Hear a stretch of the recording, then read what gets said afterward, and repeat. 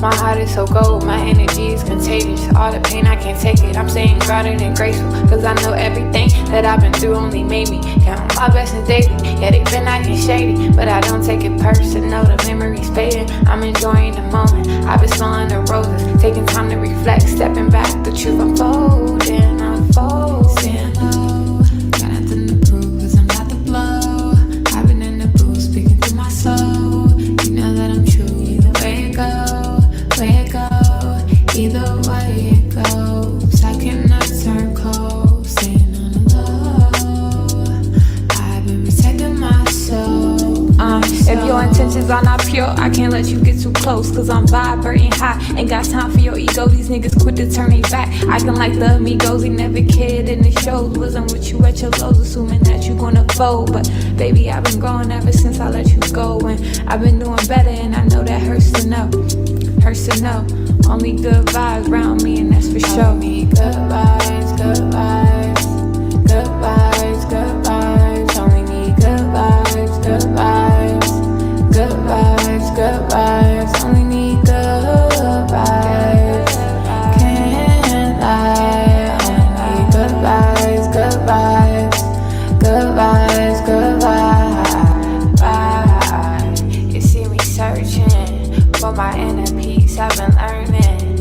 all about myself and my purpose. Truth always come to the surface. Was hurting, but I had to heal. Releasing all the pain that I always held. Been going through some changes, I'll make it still. Protecting my soul to keep it real. Only need good vibes, good vibes. Good vibes, good vibes. Only need good vibes, good vibes. Good vibes, good vibes. Only need good vibes. And I only need good vibes, good vibes. Good vibes, good vibes.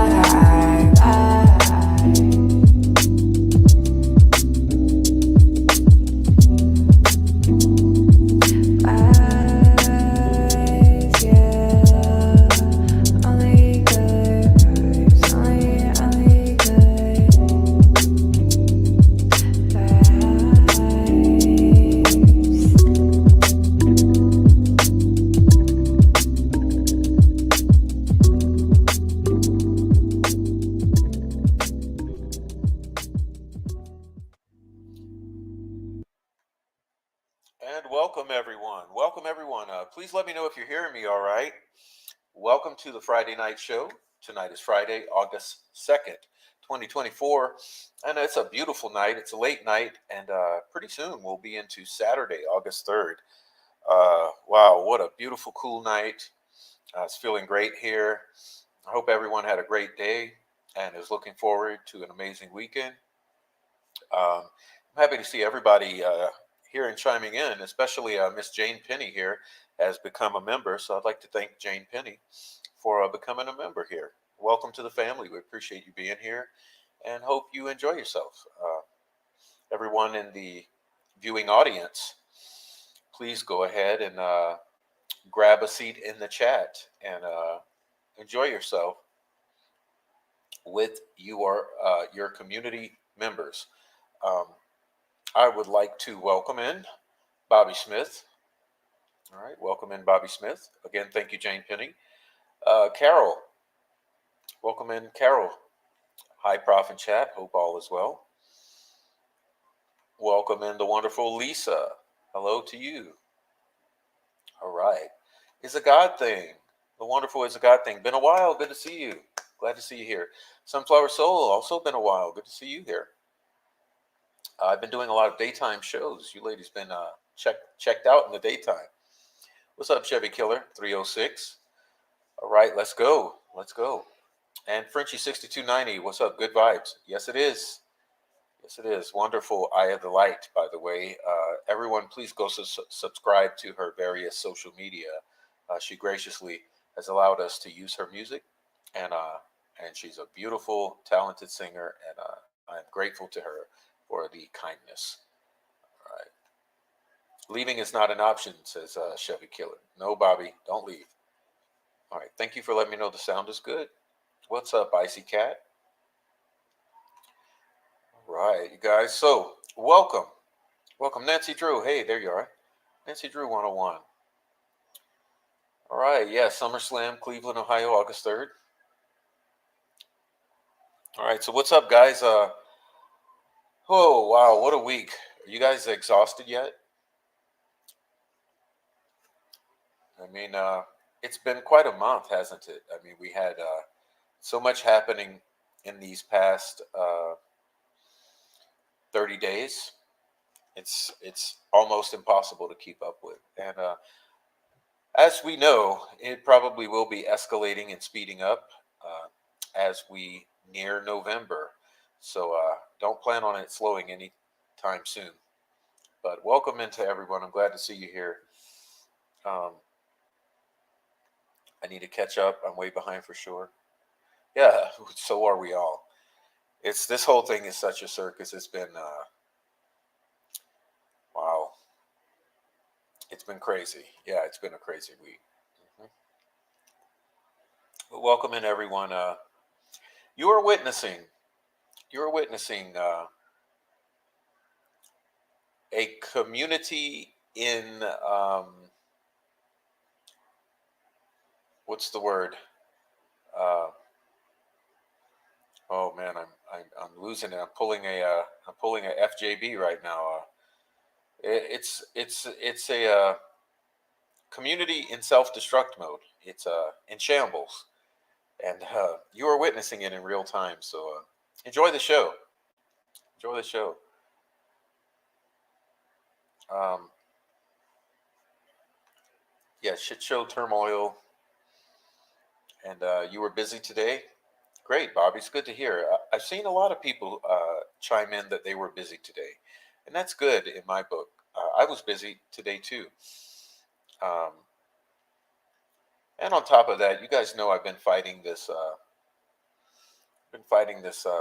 problem. Um, but other than that, I had a busy, great day, and wow, I don't. There's so many things to not talk about, but the funniest thing is the other day I'm just astonished because I've been shopping for a generator, and I had my eye on these couple particular generators, and so you know how Amazon works. You put the generators in your card, or you check Amazon, and I was kind of going between a couple, and as that was happening, you know, the other day I was still kind of comparing a couple models, and all of a sudden, you know how Amazon will do from time to time, the price will escalate. I mean, oscillate wildly. So the price dropped something like 56%, and I was like, "Oh yeah, pull the trigger." So I'm very happy because the price drop is what convinced me which model to go with. But my generator is on its way, and I'm really excited about that. And it's one of the better ones that I was considering. So because of the price drop, I got it cheaper than the uh, cheaper one I was comparing. So boom, I made a deal. So let's just hope it arrives safely and it all works out. But that's my update for the day or for the week with the excitement of generator shopping.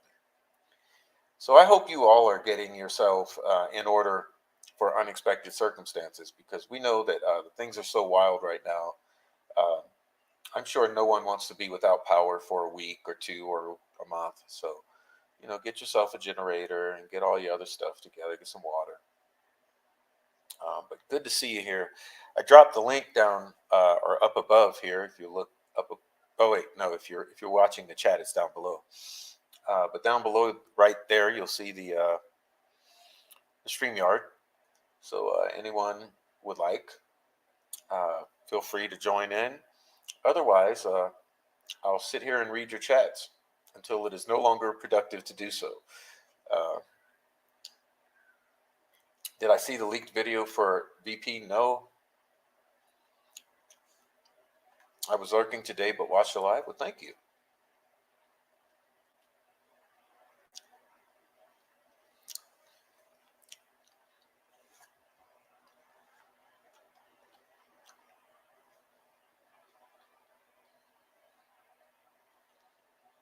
So as I mentioned today, it was quite entertaining. It was quite entertaining to see the responses to the various nuggets dropped in court this week. It just goes to show that no matter what it is,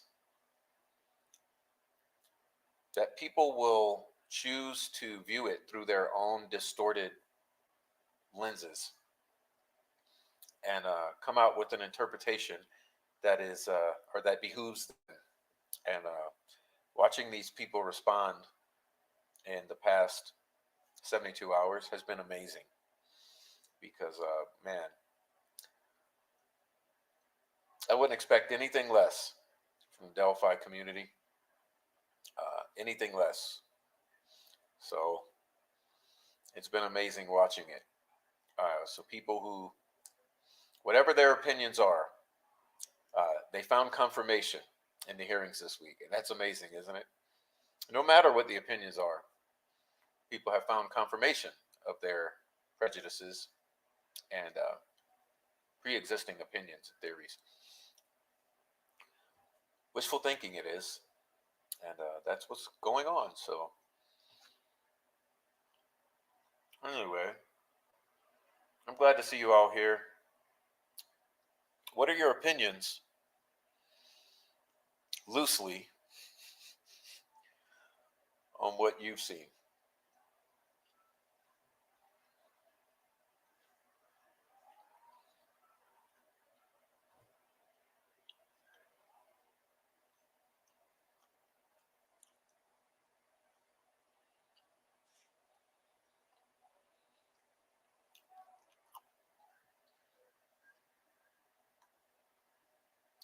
Have something of interest? I will check it out.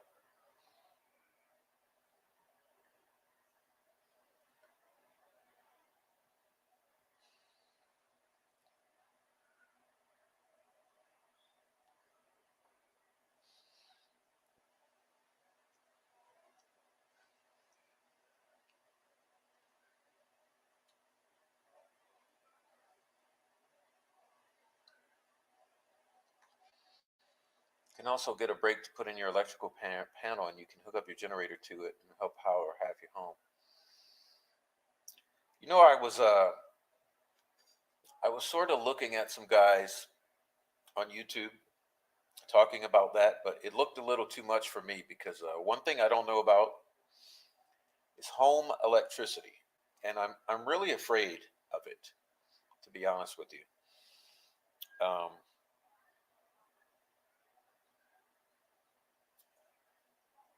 but that sounds good. That sounds good. I'm waiting for the judge to judge justly or not. Exactly, me too. I have some surprises in store for you, or especially I have a surprise in store for you. But what I'm waiting on is the judge to make some rulings before I announce the surprise. But I have a surprise lined up, and I'm very excited about it. But uh, I wanted to wait until after the rulings were made before I brought it to the show. So we'll just be waiting a little longer and see how quickly we get these rulings, or at least a handful, and then maybe we'll have our special guest, surprise guest on, and that'll be amazing.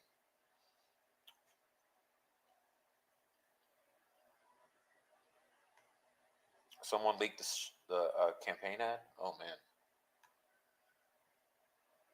don't understand how a knife just miraculously appears, and now we don't have to talk about a bullet. You'll come wire it up. Are you a genius at home electricity? Because I'm afraid of it. I don't want to burn anything down or electrocute myself, so I don't do it. Come wire it up. I think it would easily power the essentials. You know, it's going to power like the refrigerator, freezer, a few lights, fans, that sort of thing.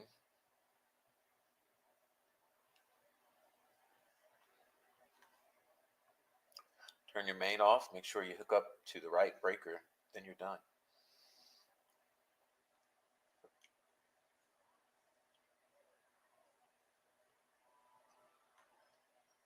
Never touch the bus bar in the panel. And remember, your stove is 220, so that'll F you up. And your hot water tank is also 220.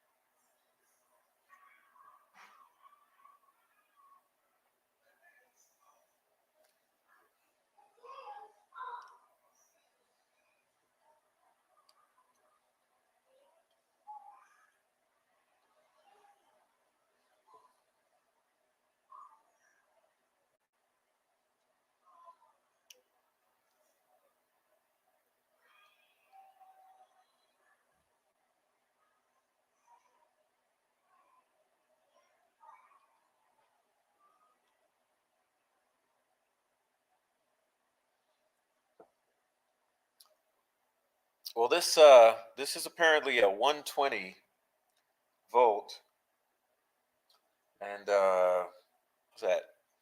25 amp. Does that make sense to you?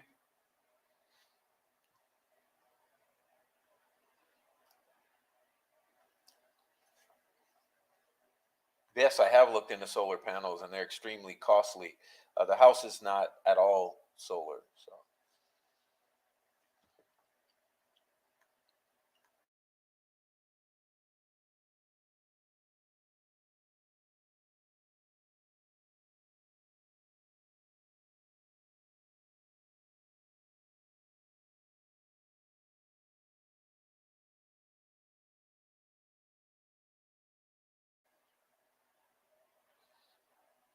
Yeah, be careful Googling it. May give me bad information. Haha. I'm just looking at the device controls here, and that's what it looks like.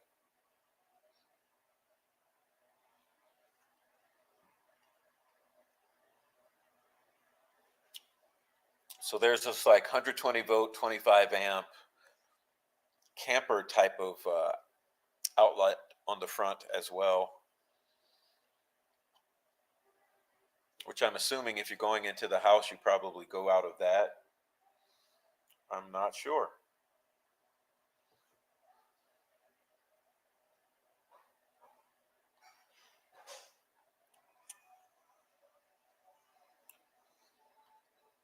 But yeah, that was my excitement for the week.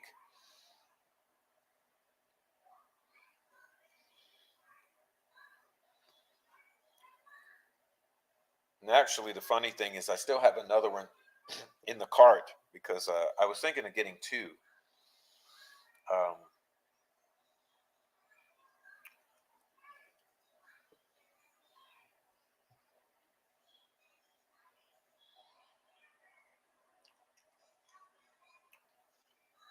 yeah, I'll let you guys know what happens because if I get that bigger one, like I'm planning on, um, that one I would use to run the house because that one it's big enough to run the house, and the little smaller one I would just use for camping and emergencies to have a little lightweight, quick one.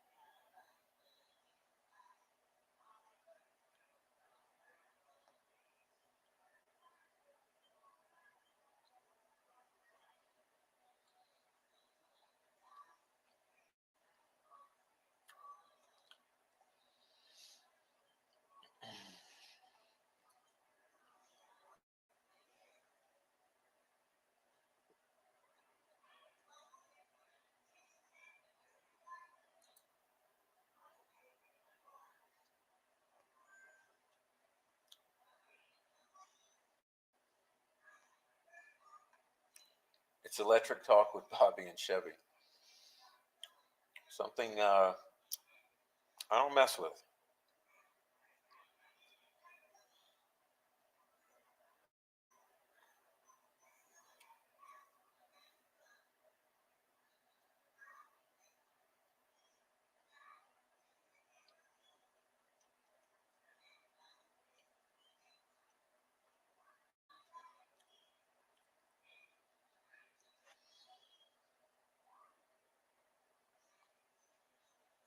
What's up, Digital and Fiend and Sunflower?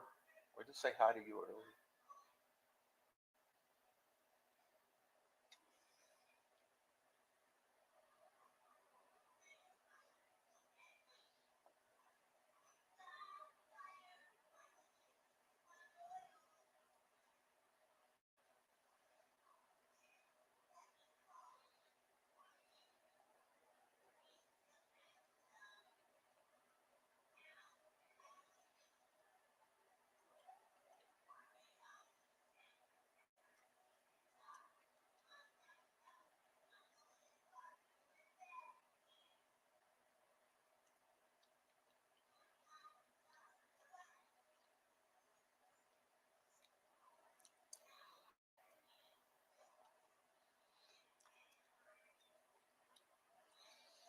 I don't know if it's just me, but now Twitter is popping tonight. Wow. I'll stop looking at it. Not as scary as you think.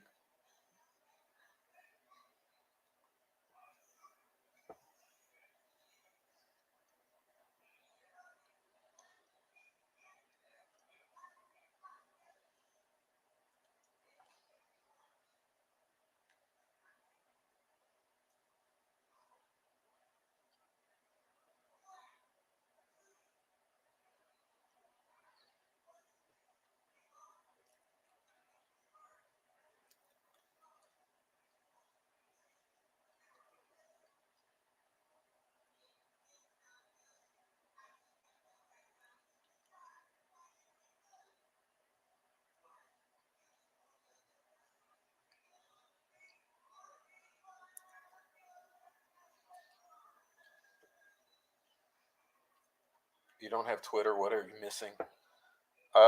Mostly people making themselves feel important. Um, Sometimes it's the news that is popping. It's not ever the people on Twitter. They're always just shit posting, making themselves feel important.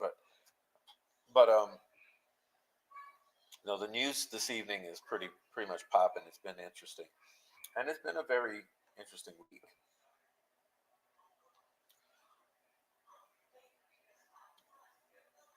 I think you guys will be very excited. I mean, there's things I do and don't want to talk about, but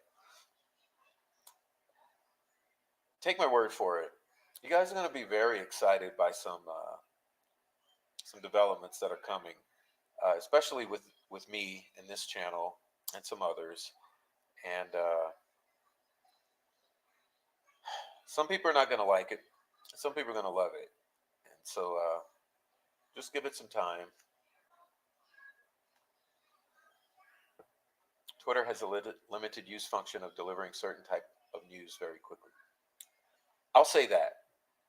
So take for instance the Trump assassination attempt.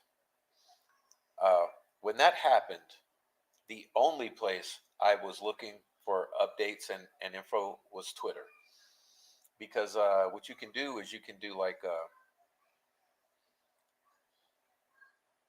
hashtag breaking, and then click latest or top, and so as news is breaking and people tag it as breaking, you'll get up to the second. Boom, boom, boom, boom, boom, boom, boom.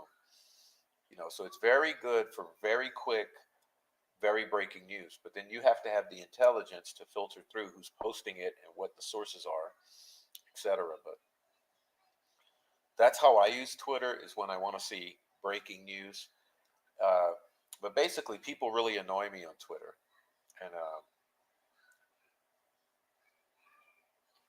so, for instance, I think this just has to be said. I did make a post about it, but one thing that's upsetting is the political hate speech. So what you found, or what you find on Twitter, is people feel more free to shit post political bullshit, and uh, and it's sad. It's sad.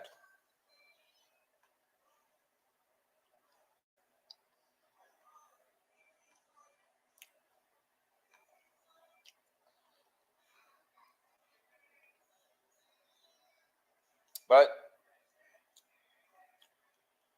I try to look past it. I really do.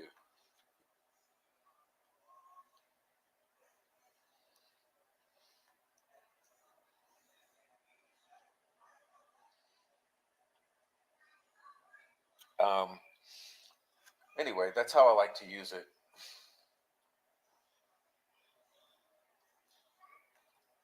But it's also, I have to warn you, it's somewhat of a rabbit hole or a vortex. So if you fuck around and start scrolling through a Twitter feed, you can end up wasting time. You can end up sucked down a rabbit hole. And I don't know, a lot of people don't want that.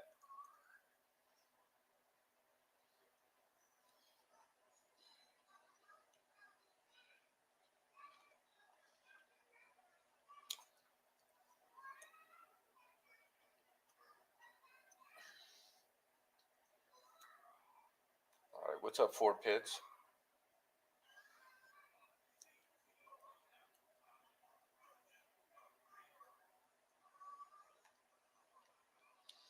All right, here's an interesting one. If you guys want to talk about heavy shit again, um, if Richard Allen was guilty, then why doesn't he just plead guilty? Makes no sense to me. He finds God, so why isn't he pleading guilty? Well, that's part of the argument that's going on behind the scenes right now. Is people are saying he's not being allowed to plead guilty, which is a bullshit argument. If he wanted to plead guilty, all he'd have to do is tell the judge he wants to plead guilty, um, or tell his lawyers to respect his request. So he doesn't want to plead guilty. Now, why would he not want to? There may be issues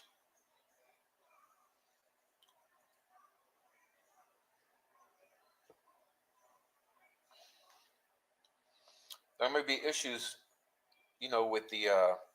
with the fear of some sort of harm to his family and his wife and loved ones.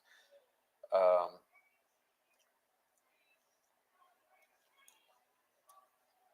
I mean, I don't know what to think because these confessions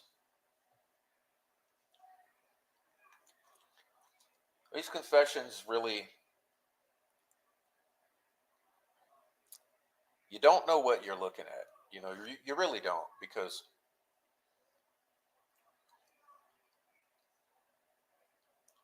one fact we can establish: he was basically placed into a torture chamber situation. Okay, so he's been placed into a torturous environment, being tortured mentally, physically, spiritually.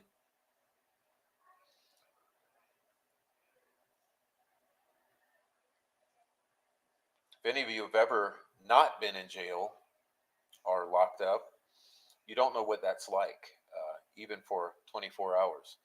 So to imagine not just 24 hours in a holding cell, but to imagine 6 months to a year in a solitary prison cell, it's rough. So all kind of mental breaks can happen, and all kind of thoughts can go through the mind. So you have to look at it in a balanced way and say, okay, either he is or he is not involved. Okay, first of all. So if he is involved and he's confessing, you have to add the additional factor of his mental state on top of that. So let's say he is involved, hypothetically, he's confessing under distressful conditions and threats. So possibly he's telling the truth. Okay?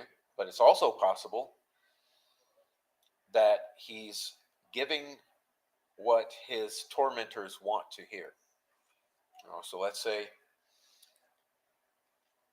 he decides the way to appease these people and make my situation better, considering the fact that he's not thinking clearly because he's in a distressful situation. It's complicated. Okay, that's if he is involved. So even if he is involved, those confessions are complicated. Now let's conversely say that he's not involved, totally innocent. If he's totally innocent, then the confessions could not be true. But let's say he's in a state of psychosis and fear, so he's attempting to please his tormentors and whoever he feels he wants to appease by confessing. So then he's making false confessions, which also don't make sense. Okay, so it's very complicated because let's say he was not in this condition. Let's say in his very first interrogation, he decided, oh shit, they got me and I am involved. And he confessed very sober minded, very clearly, coherently. Uh, and it was recorded, documented. That would be a different sort of confession, you know. If he had first been interrogated and it was recorded and notes were taken and it was not a 15-hour interrogation, but let's say within the first hour and a half, he produces a confession that's coherent, that matches aspects of the crime scene with no contradictions to the crime scene. Well, that's a sort of confession that has some meaning, you know. But, you know, and that's what these people are attempting to run with and say, well, he confessed, as if he had confessed in that manner. But let's say he's, it's a different situation where he's locked up for an extended period of time, suffering major psychosis on medication that's fluctuating. Whether he's guilty or not, those confessions are not the same nature as a confession would be early on. Okay, so it's really complicated because you have to you have to take it with an aspect of context. You know, now let's say, what would you look for? Okay, so what would I look for?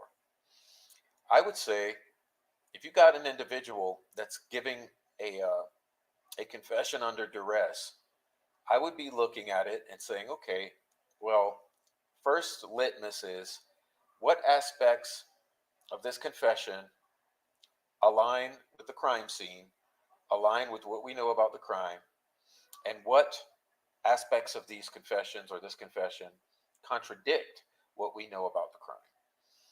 So that would be the first way I would take it. It's saying, knowing he's suffering a major psychosis, knowing he's under duress, knowing he's possibly been threatened, and his medications are fluctuating, and all of these various factors, uh, there still may be truths to those confessions. And so the way I would look at it, considering that, is to say, okay, well, is what he's giving adding up to what we know, or is it not? So it's been complicated because so far there's been conflicting reports of that. Okay, there are aspects that appear to match, there are aspects that don't. So you have to add on an additional factor in that it's been relayed to us informally or indirectly that those cellmates or those jail mates, prison mates, prisoners who were sitting there communicating with him, it was a two-way street. So he was speaking to them, but they were speaking to him. So they could have been questioning him. They could have been feeding him information. They could have been feeding him information from the crime scene and from the public sphere, so that if he has not been involved whatsoever and knew nothing about the crime, well, since he's been incarcerated, elements have come out, especially surrounding or due to the leaks. You know, due to these leaks, which I have spoken out against so passionately.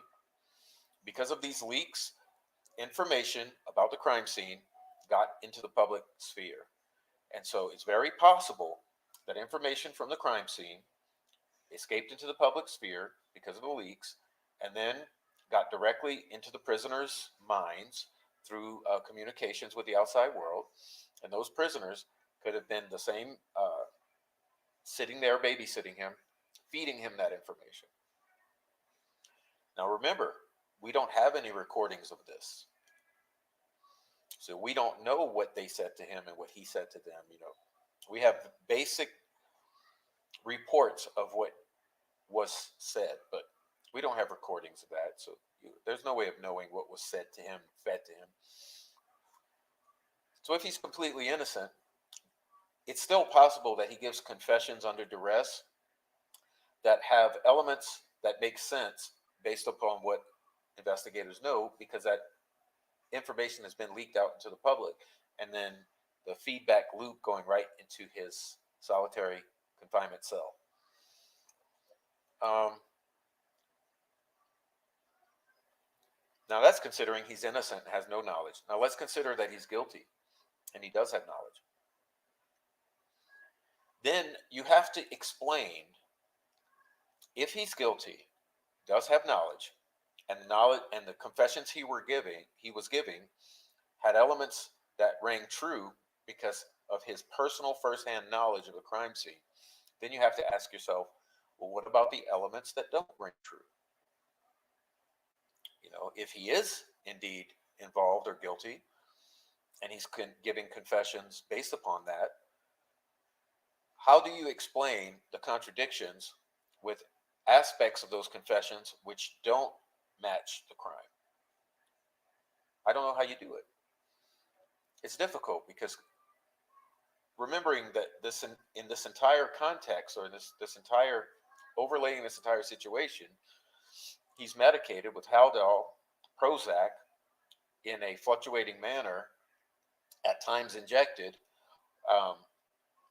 He's suffering a major depressive disorder on top of that. If he is innocent, he's distressed from being imprisoned. If he's guilty, he's distressed from being caught and imprisoned. And on top of that, he's very likely has been threatened. I mean, let's be real here. Being guarded by Odinist guards, being called and having the screaming and yelling 24/7 of "you're a baby killer, we're going to kill you," and all the things that have been relayed, that have come out about what had been going on in Westville. No matter his involvement or not, there's this whole layer of like medication, of stress, of intimidation, of harassment, of threats. So it's not the simplest situation here.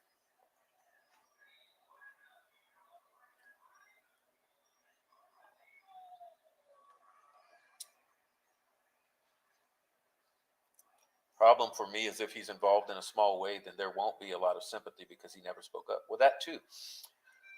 Someone was asking about the confession. So then, about the a plea deal. So then you would think, well, hey, if he's afraid for the well-being of his family, how likely would he be to plea? Put yourself in those shoes.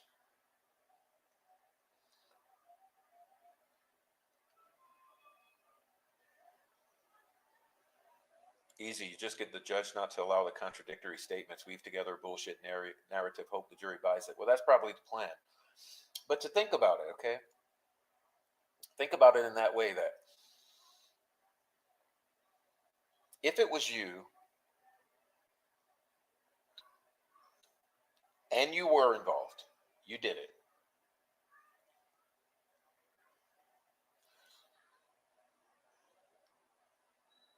What do you have to keep your family safe? Like, how can you keep your family most safe? By pretending to be innocent and taking your chances going to trial, maybe? Maybe that's the plan. Maybe.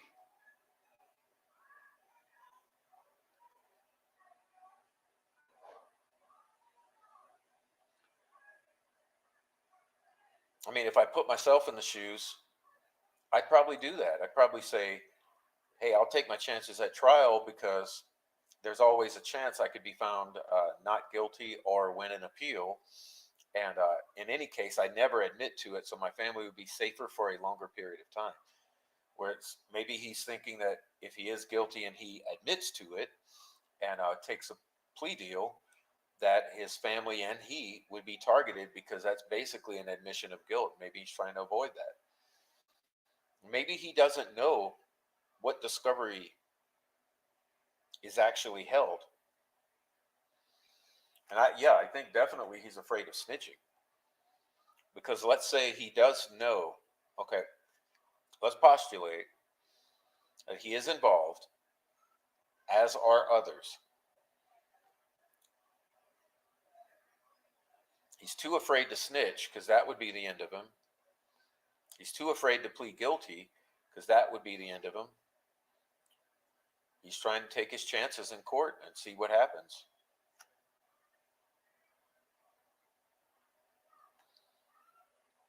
I don't know if I have an answer.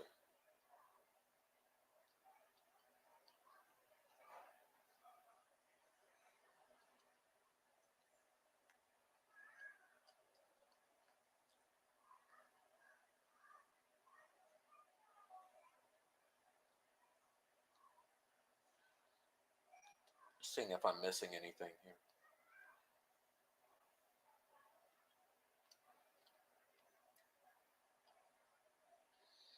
Thoughts of having the guilty watching this play out and get away with it is infuriating. Well, like I said, let's all relax. It's a time to relax. It terrifies me to know Ellie can be corrupted and I could be accused of anything and suffer publicly while the truth is right there. Don't be a sheep. Richard Allen has not been treated fairly, guilty or innocent. Well, that's the bottom line. That's why I advocate for the due process and the defense, because how would either of us know? How would any of us know, unless we were involved, about his guilt or innocence? We won't, and we wouldn't, unless we were involved. But what can we say looking at this from the outside? I think you could clearly say that there's no reason on earth he should have ever been in Westville in those conditions for longer than a week or two. I mean, and I think anybody trying to judge that is, or justify that, I mean,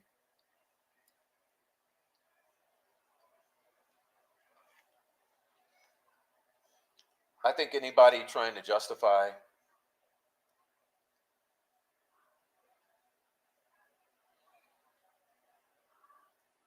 what happened to him is a fucking sociopathic. What's the term?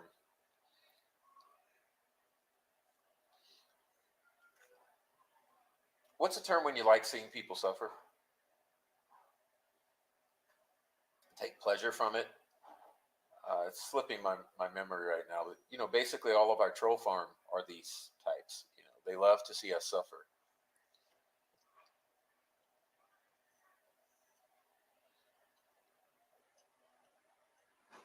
Yeah, evil. That bottom line.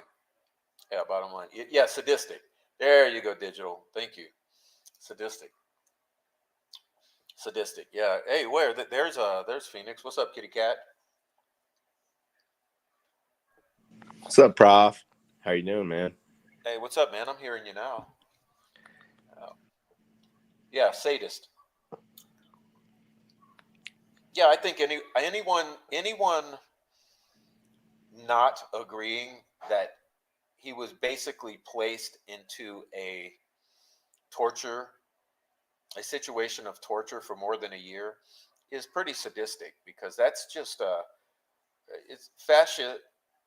On its face, it's pretty clear that anyone. I mean, that's why I was so upset the other day, because I read Yellow Jacket's notes about the testimony of Dr. Monica Walla and Warden Gallipo, and it devastated me.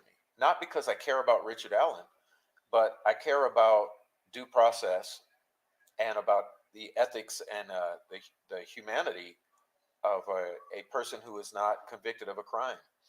And reading all of that, it just hit me in the gut. I mean, it's like basically witnessing torture, but just through writing. So that's I my would opinion agree on with that. I've heard people that I think maybe Mothman said she would still be bothered if she 100% knew he was guilty. Like this isn't about like whether he's guilty or not. This is about like, humanity. And like we don't do this to the most extreme terrorists, like, because it's not allowed. It's completely illegal. You're not allowed to do that. Yet right here in our own fucking state, like, they're pretending that nothing applies to them and they just do whatever the fuck they want. It's crazy.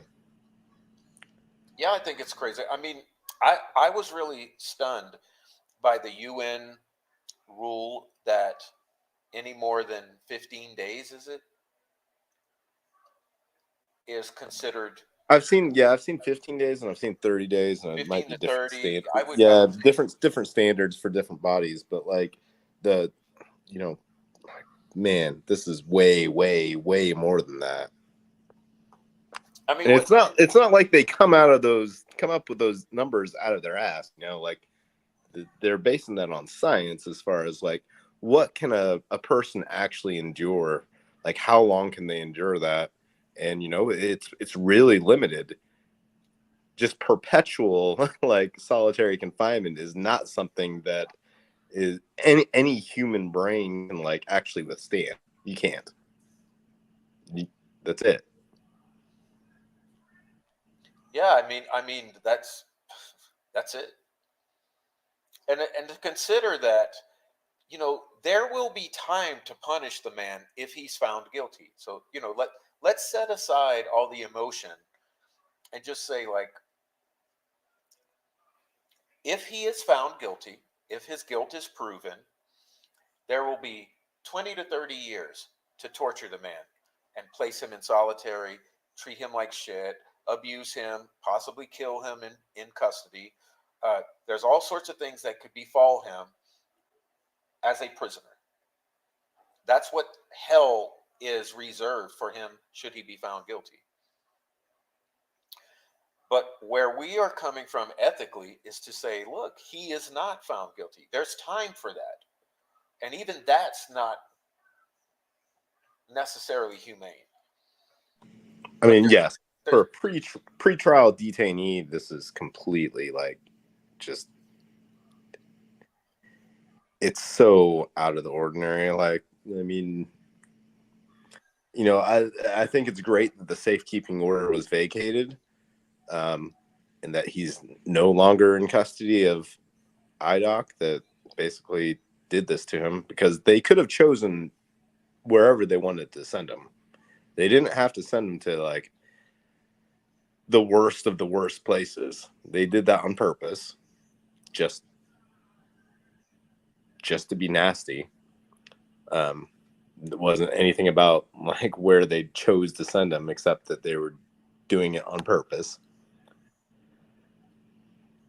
But like the situation that we're in now is like, I don't even, it may be even potentially worse, because right now, for the first time, Richard Allen is completely off the radar. He was remanded to Carroll County custody, and they were going to keep him at an undisclosed location. And there's no public access to get that location. And that's the first time that that's ever really, really happened. They've tried to hide the public access for where he's at a lot. But it's still been public. Right now, they're completely hiding where he is being located at, which is a little bit scary, because Carroll County doesn't have the facility to hold him. They aren't able to keep somebody in solitary. I mean, I don't know why they're not just like saying, hey, we're booking you into Cass County. That's it. We got you in solitary. We're keeping track of it. Should be pretty easy. It's a very strange situation. as far as what we've transitioned to, where like I don't want to say that the IDOC situation was better, but like at least you knew what the situation was right then. Like right now, we have no idea what's happening. Yeah, that's why I wasn't so excited to see it. I mean,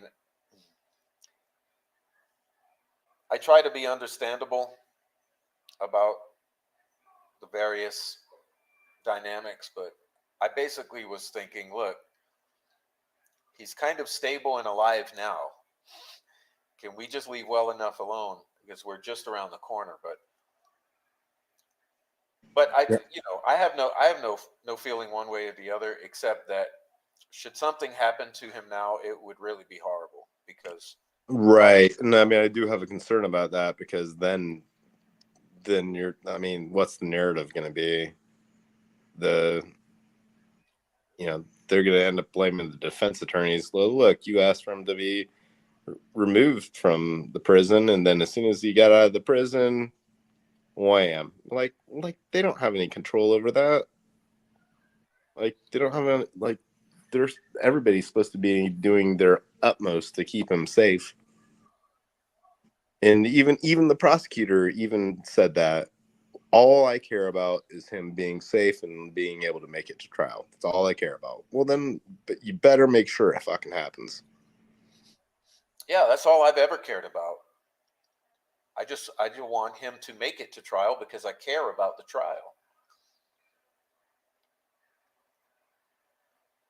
But I mean, I think to go back to this, I mean, this is an unprecedented treatment of a pretrial detainee. I mean, I'm sure it's happened in the past in various states and cases that we probably should discuss in the future. But I think it's probably really limited the number of cases that like match up this closely to this one because the amount of time that he's spent in solitary is it might be unprecedented. I'm sure horrifically it's not. I'm sure it's happened to somebody else at some other time, but like yeah, it's not at all common. It's because it's literally illegal. Like what they've done already, completely illegal. There's no way this is allowed. They just didn't care and just did it anyway. it's unbelievable. I mean, I found it interesting in Yellow Jacket's notes that when discussing his weight loss, okay, so first she predicated with he was overweight. Then his weight came down, but then the word tanked was used. But then he tanked and they went into oh shit mode because he literally was deteriorating to nothing.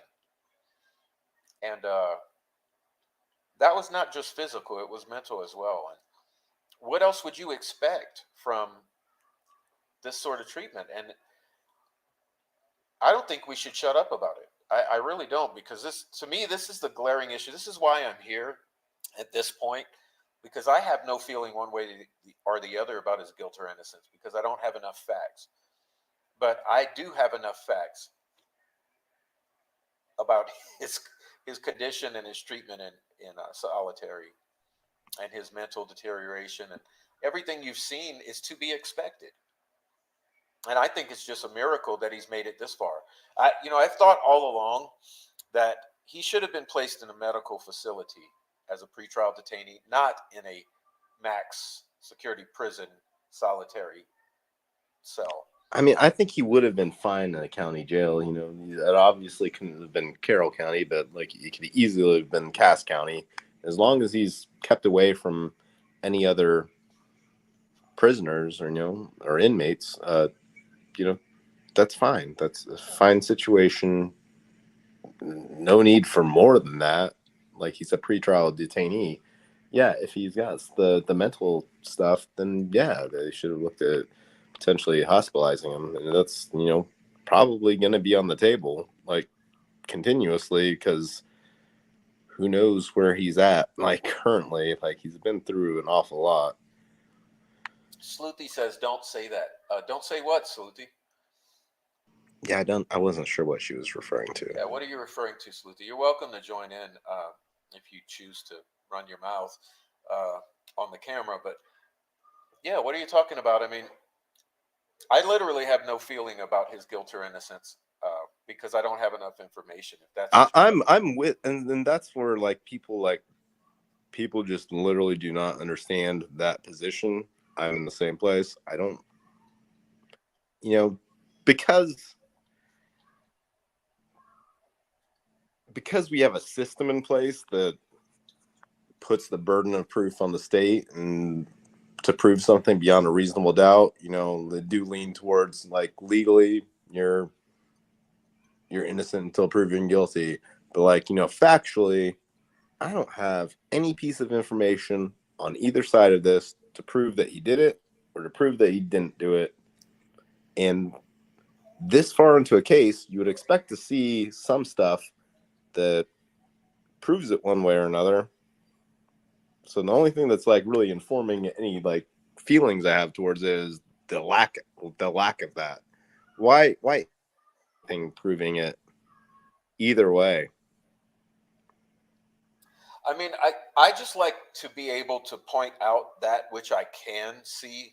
For instance, the obvious that we're discussing, the extended period of time in the solitary confinement. I think it's atrocious, but but uh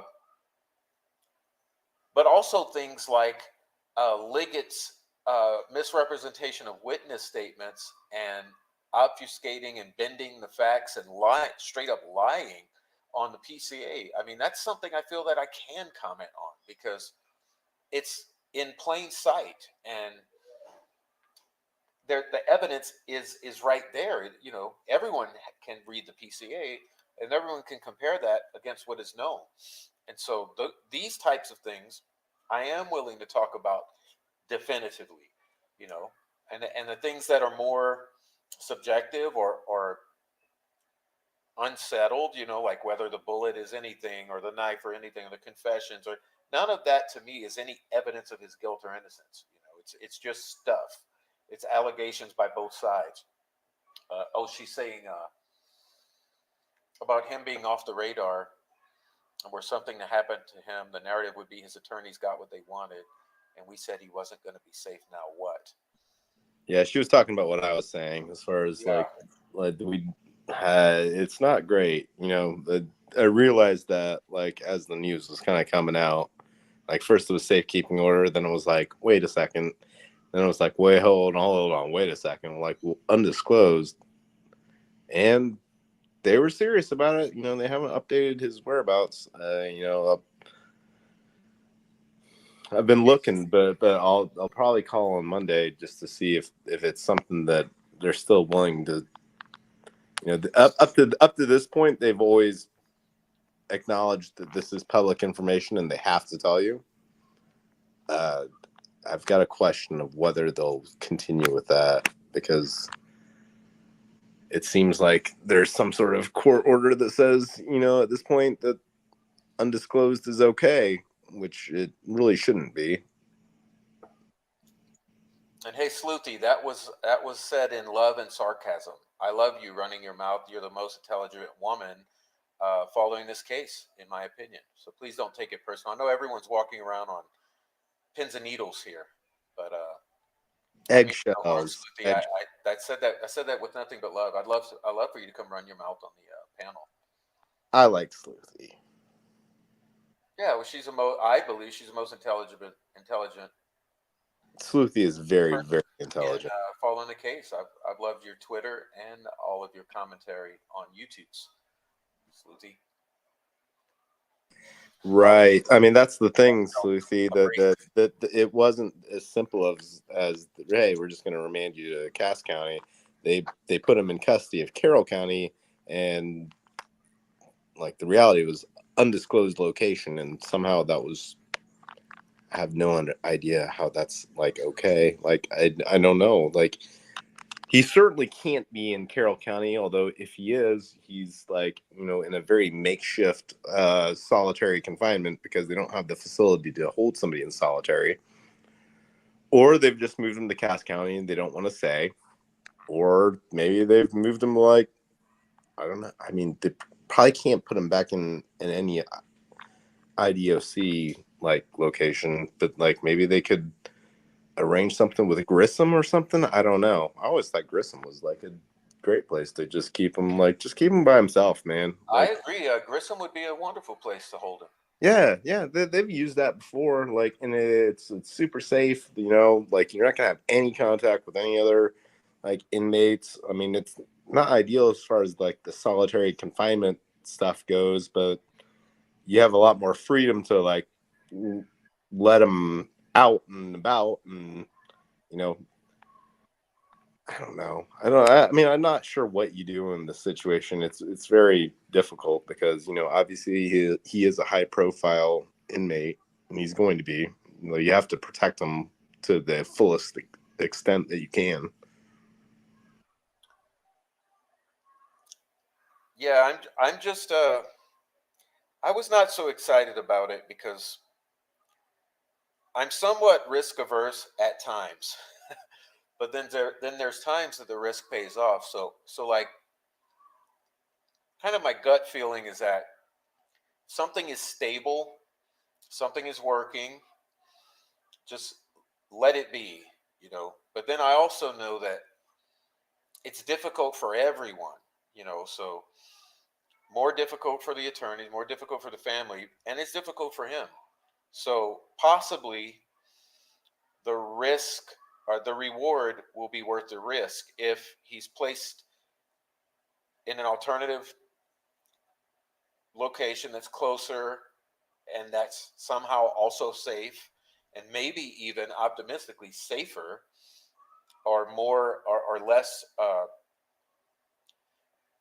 stressful of an environment, then maybe he can get better to stand trial, and the attorneys can work better, and the family can have an easier time. So, yeah, there maybe it's a good thing, but I wasn't. I didn't get excited to read the news. I thought, well, damn, it almost seemed like she was just trying to throw a bone to the defense to shut the public up about her being biased. Honestly, I'm conspiratorial minded, so the first thing I thought when I saw the announcement, I thought, oh yeah, well she just wanted to give him something so that it looked good. So she gave them that because it's the most nothing burger of the whole 3 days. I don't know because she this has been brought up before, and she denied it, which I think is highly questionable as far as like the circumstances, because like what's changed where you denied this before but now you're approving it, but even the state wasn't objecting to it previously, and they're not objecting to it now you just let it go. It is strange. The I mean, the primer. I mean, there's a sliding scale as far as like what do you mean by safe? Like it's just like you know his physical life probably safest in IDOC. Like his mental health and his like well being, definitely not. And his as a pretrial detainee, like I mean, and the access to his attorneys is absolutely vital as he's approaching like any sort of like case or trial. Well, So I mean, I guess you bring up a good point there. And now that to me is a great point of a benefit at this point in time because as we're approaching in proximity in time to the trial, it's probably more crucial than ever right now that those attorneys have readily access to him, even several times a week, where they can quickly go back and forth. So that sort of brings me over to the side of optimism to say, yeah, I think that's absolutely vital, and honestly, I don't even think that like. I mean, approaching, I would say very hesitantly because I don't think anybody should be surprised if there's a continuance any day. Like I don't think anybody should have their heart set on an October or a 2024 trial. It may happen, but it may not happen, and don't like It's very, very normal for something like this to be continued again. It's just what happens. It happens all the time. Like, Yeah, I'm expecting it, honestly. I I'm mean, I expecting wouldn't. I'm 2025. just saying. I'm just saying. I wouldn't not expect it. Like, it's Yeah. just a very normal thing to happen. So, like, I just don't like. I just wouldn't like weigh it very much. Like, it. Maybe it'll happen. Maybe it won't. That's it.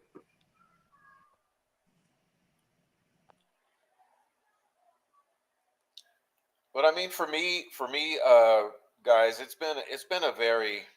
I don't know about all of you, but for me, it's been a difficult week. You know, it's a lot to take in different directions too. It's like there's a lot of good, a lot of bad, a lot of surprises, a lot of expected. So it's I just feel sort of exhausted from it all. I feel you, Prof. Like, I mean, yeah, I mean, we're just everybody that like follows this case is dealing with a situation where you up to this point you haven't gotten hardly any information, and we may have gotten only like maybe like 10 or a dozen like more firmed up pieces of information. But for anybody that follows this case, that's a lot. It's a lot more than you've ever gotten. Like, we've never had actual like hearings. We've never actually heard things from the state. We've never actually had like gone through a legal process. It just hasn't happened to up to this point, and it finally happened. And like, even though you get just a few pieces of information, it is still overwhelming.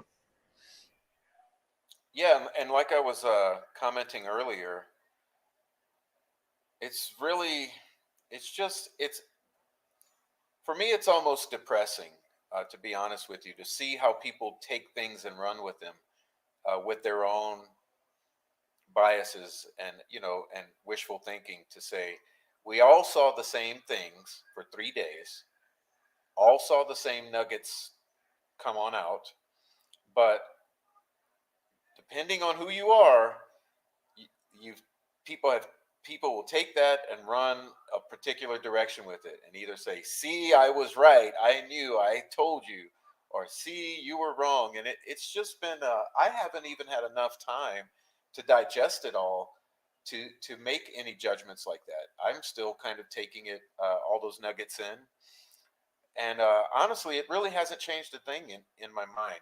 um, there's some clarity here and there about little nuggets, but I saw nothing that was really earth shattering for me. But Yeah, I just wouldn't watching the say response. I wouldn't say earth shattering, but I mean, there's definitely a few things that stuck out to me. I mean, I had a big the one thing I do have a strong opinion on. That I'll just say it here because I meant to say it this morning on my show and show the image, but I didn't do so because I forgot. Um, but about the blood on the tree, which which we've called the F tree, for this time, and which was asserted by a witness for the prosecution that this blood on the tree was more than likely a the victim's hand touching the tree that was already bloody. Uh, that's the one thing that I have to chime in and just give my opinion on, because I I just don't see it. There's no way in hell in my mind, because when I look at that image and I apply various filters through it in contrast to see as clearly as I can, there are very clear right angles, and I just can't see it whatsoever. That would be, I don't even see the human anatomy making those type of clear right angles in such a defined manner. So, I I mean, mean, the that's the one parts thing I have a strong opinion on out of the, everything.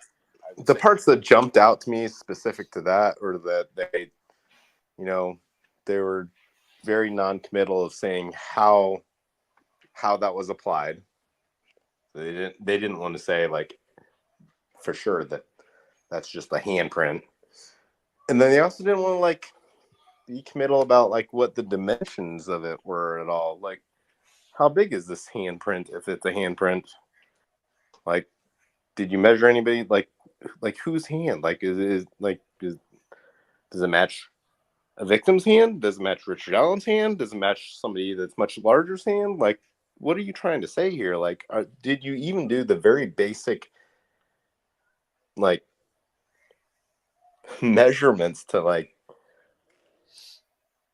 follow through with like what you're kind of thinking here, or that was just enough?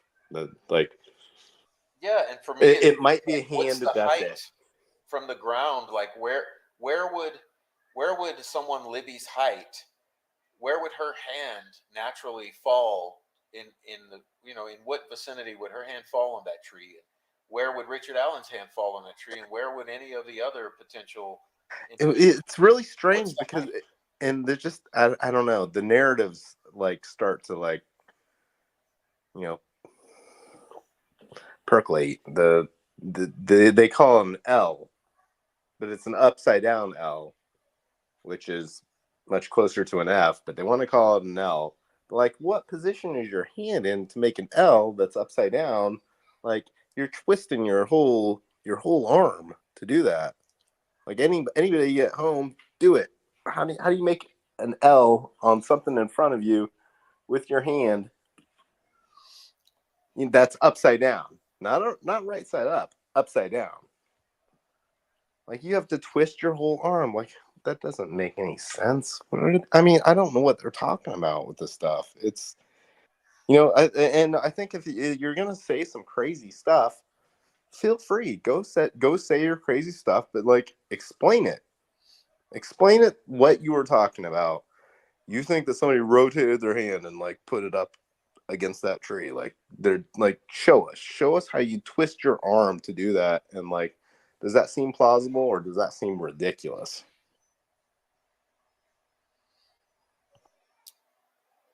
Yeah, let me see. I think I can do this. Let's see. I'm a little slow on the technology. Let's see. We're gonna save it. Okay. I'll put it on the screen because I mean this was literally pretty much the only thing that I had an instant, very strong gut reaction and opinion on, which is saying a lot because there was a lot, but this is the one that I thought I smell narrative here. I just do. There's because I don't see it. Let me see. Um,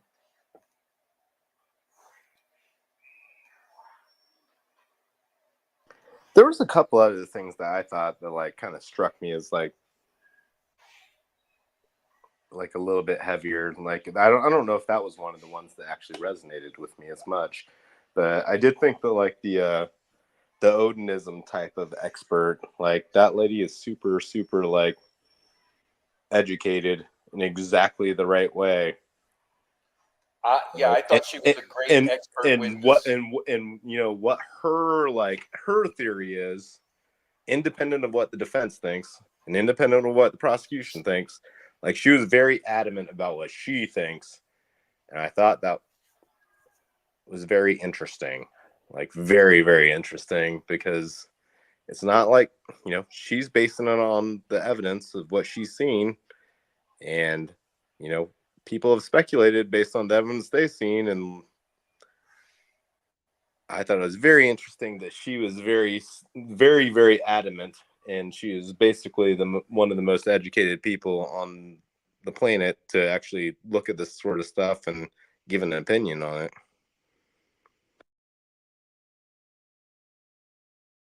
So I was kind of surprised that that they got somebody that was that of that level, because I was worried if you're just gonna have like your local random Odinist that got up on the stand and tried to explain shit to you, but nope, they got like a PhD that like knows everything and has written all the books and has advised law enforcement time and time again. And like, I don't know that you can really question her credentials very much.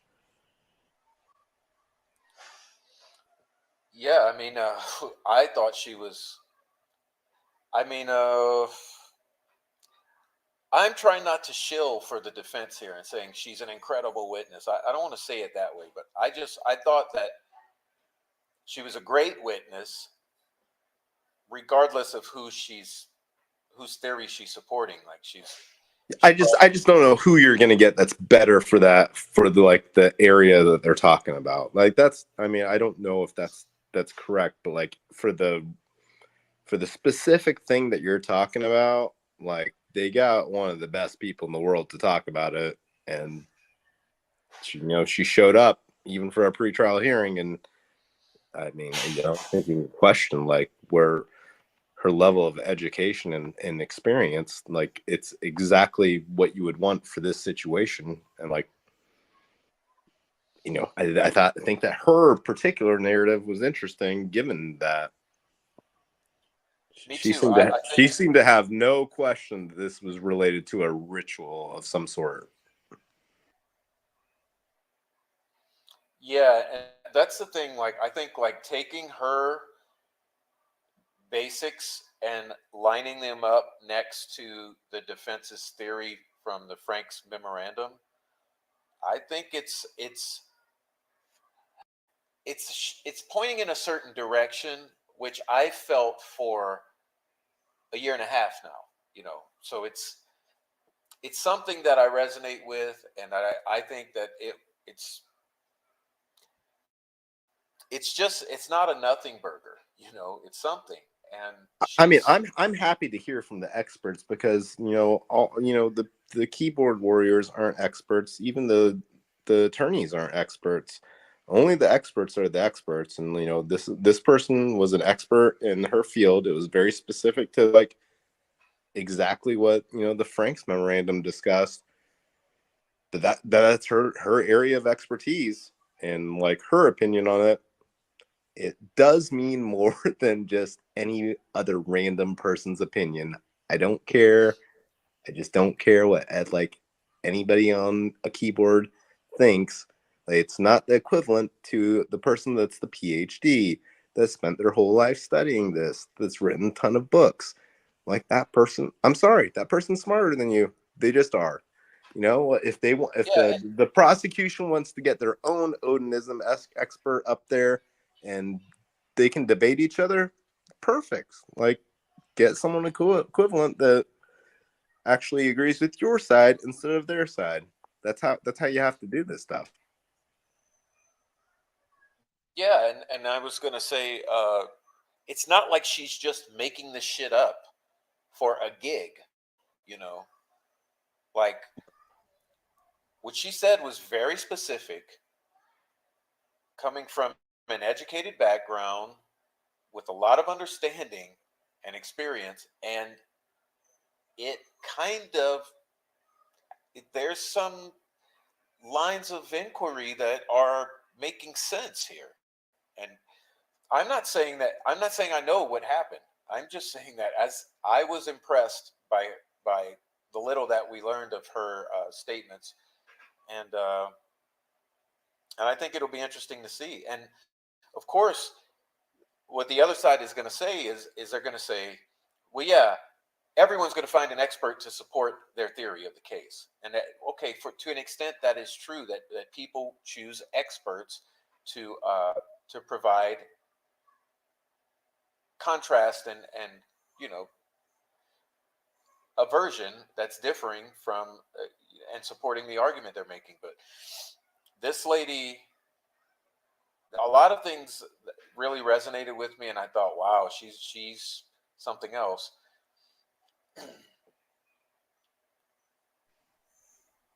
Yeah. So look, this. Hey, Prof, do you know that you've got Go ahead. someone? Do you know that you got someone backstage?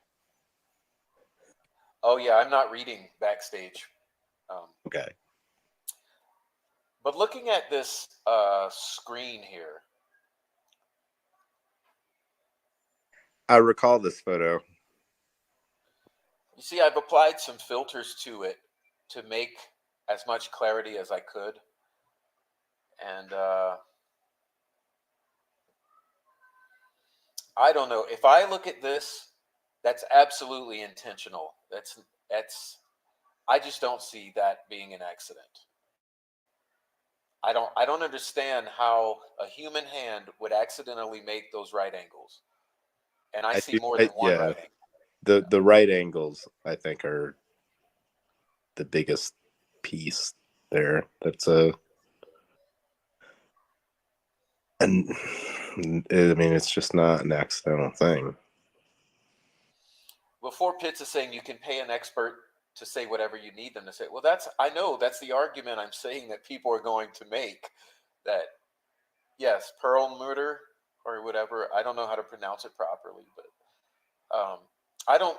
I mean, I Before, don't think everybody's that mercenary. I mean, I think that you can find someone that agrees with you and is willing to agree with you for money. But I don't think they're just they'll just do whatever you say you want them to do. I don't think that's actually the situation. I don't think they're just mercenaries that'll say whatever for money. That's generally not how people of this level of education operate.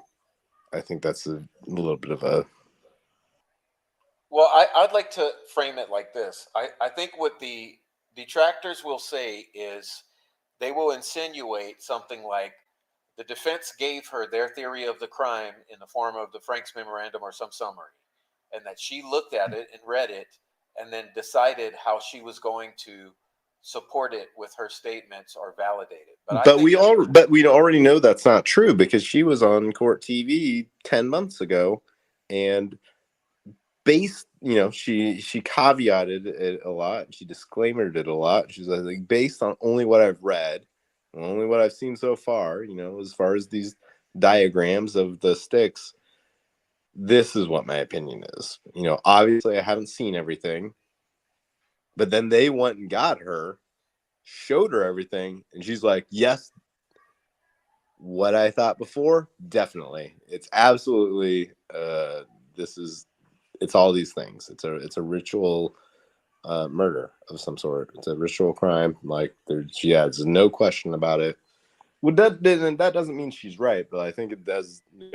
Being the expert in these things, who else are we supposed to listen to? She's the one that's the expert. I don't know who. You're gonna listen to some jackass cop that doesn't know anything about this, or are you gonna listen to the expert, the preeminent expert, or one of the preeminent experts in the world about this stuff? Which one are you choosing? I'm choosing the expert. I value what she has to say about this because she seems very adamant, and I think that she's not just doing it for a paycheck. That would be silly.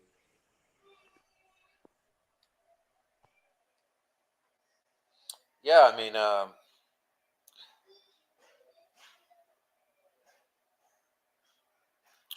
how she framed everything is too well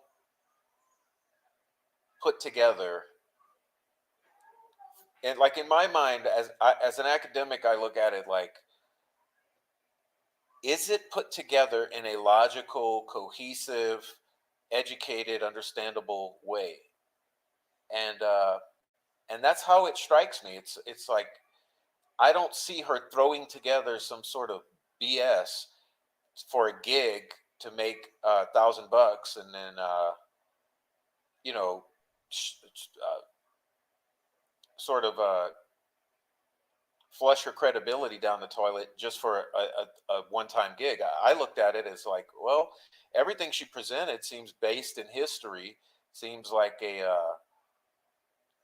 it's very a cognizable argument, and it's coming from somewhere. It's not out of thin air, and I don't even think that it was formulated as part of reading the Frank's memo or any of the discovery. I think that uh, she's already had all of this knowledge. Like the way it comes across to me is she's already has this knowledge very well understood in her mind and her experience. And then when she sees some of the discovery, she recognizes it as pertinent to her knowledge and understanding from her lifelong endeavor. So when she's framing her thoughts on it, it comes across that way. And that's something that only an expert can do with, and because there's like a certain sort of integrity and logic that comes across. And if other people don't see it, well, I'm sorry. And if we don't see it in trial, we may, maybe she's not called, or maybe she fumbles. But even what I've just learned in the past few days, I would say that it comes across as authentic and expert and relevant. And if it's all by accident, okay, just to play devil's advocate, if Alan is a lone wolf killer and all of this is just by accident, then it's an extreme coincidence, because you would have so many factors lining up by accident to make something so cohesive and logical that it would just be a freak occurrence. But I mean, I just remember looking back with Adrian some time ago at the symbolism from the crime scene photos, and I really don't know how you can argue it. Like, especially the stick formation on Abby in particular, I don't see how you argue that that was not intentional. And it's the argument that some people are making is, oh, he was just trying to cover the bodies up quickly, so he threw sticks on top of them. But no. Well, I mean, my understanding is that in court, I think there was some misinformation that said that the bodies were 30% covered. But it seems like there's some contention there of what was actually said, and it was 3 to 5% covered. So basically not covered at all. So you're covering the bodies argument. If that's the case, if that's what they said, like, it's right out the window. Like, you're not covering anything at whatever, 4%. Like, that doesn't cover a body. Like, it's as visible covered by 4% as it is covered by 0%. Like, don't pretend that makes a difference. It's ridiculous. I think it's a ridiculous argument. I mean, when I look at it, Adrian and I went over this quite in depth. When I look at the positioning of the bodies, well, and that's me, one of the so even going back 10 months, this expert, is making the statement that the most important thing is the positioning of the bodies. And then in the hearings, she's saying the most important thing is the positioning of the bodies. And I'm gonna dig up my tweet that shows, hey, let's take a look at how these bodies were positioned, and is this an exact match? Because it sure as hell looks like an exact match, and it has everything to do with the positioning of the bodies and nothing to do with all the other stuff. It has nothing to do with sticks, anything else. No, nothing on a tree. Just wipe that all away. Just the positioning of the bodies. I think you can show there's such an exact match that even that is beyond coincidence. Well, for me, I mean, what I said in that live, I said that for me alone, I'm not trying to convince anyone, but the prof's opinion, looking at it, those bodies, for me, clearly reflect tarot positioning or poses. For me, the positions that the two bodies are left in clearly echo tarot positioning or staging of the bodies. And then on top of the that, operative word is poses. You got the poses, and it's very weird because there's very little intersection between Odinism and tarot cards, but there is some, and In this particular case, there's a good reason to expect that that intersection is valid. Like it's not an accident. Yeah, I mean, to me, it looks like some kind of occult fanboy fantasy. It's sort of like this odd mixture of runes with gore and tarot, and it's my opinion. I'm allowed to have it. I mean, the thing is that like the thing people get mad about is like like that doesn't mean that Richard Allen isn't involved. I have no idea. Like, is he involved with that stuff? I don't know a fucking thing about the guy. So maybe he is, maybe he isn't. But I think we can look at like what we've got and like make some determinations about it. Like, I mean, I think if you're like looking at Odinism and looking at tarot and stuff, like you want to like tie Richard Allen to that type of stuff because there's some there. Like, if you're not hearing about it, then he's probably not tied to it, which you draw your conclusions about it. But like, let's at least look at what actually is the case, is the circumstances, is the murder weapon. Like, let's just make up everything just to fit a narrative. Let's look at what actually happened and then see if like this particular person fits any of that. Like, just because he doesn't fit any of that, well, then that's probably not the right guy. I don't know what to tell Yeah, you. well, I'm that's what sorry. I was just going to say. Like, it almost lends credence to the fact that maybe he is not the killer. So we can see this. I guess looking back at what we can see the crime scene photos. We can see this picture of this tree here. We can see the crime scene, like where it was, when it was, and so looking at the totality of all of that. Well, if we can see all of that, and that kind of makes sense, and you can't tie Richard Allen to any of that, when maybe it's true that he is not the killer of the two girls. Now, could he be involved? Maybe he could be involved. Maybe he could not be involved. Maybe the fact that he doesn't have ties to this, and this is clearly there, maybe there's a reason. So it's not mutually exclusive in either direction. But geez, man, it's like That's the whole thing. That outright people denying have a hard time obvious. People have a hard time digesting that.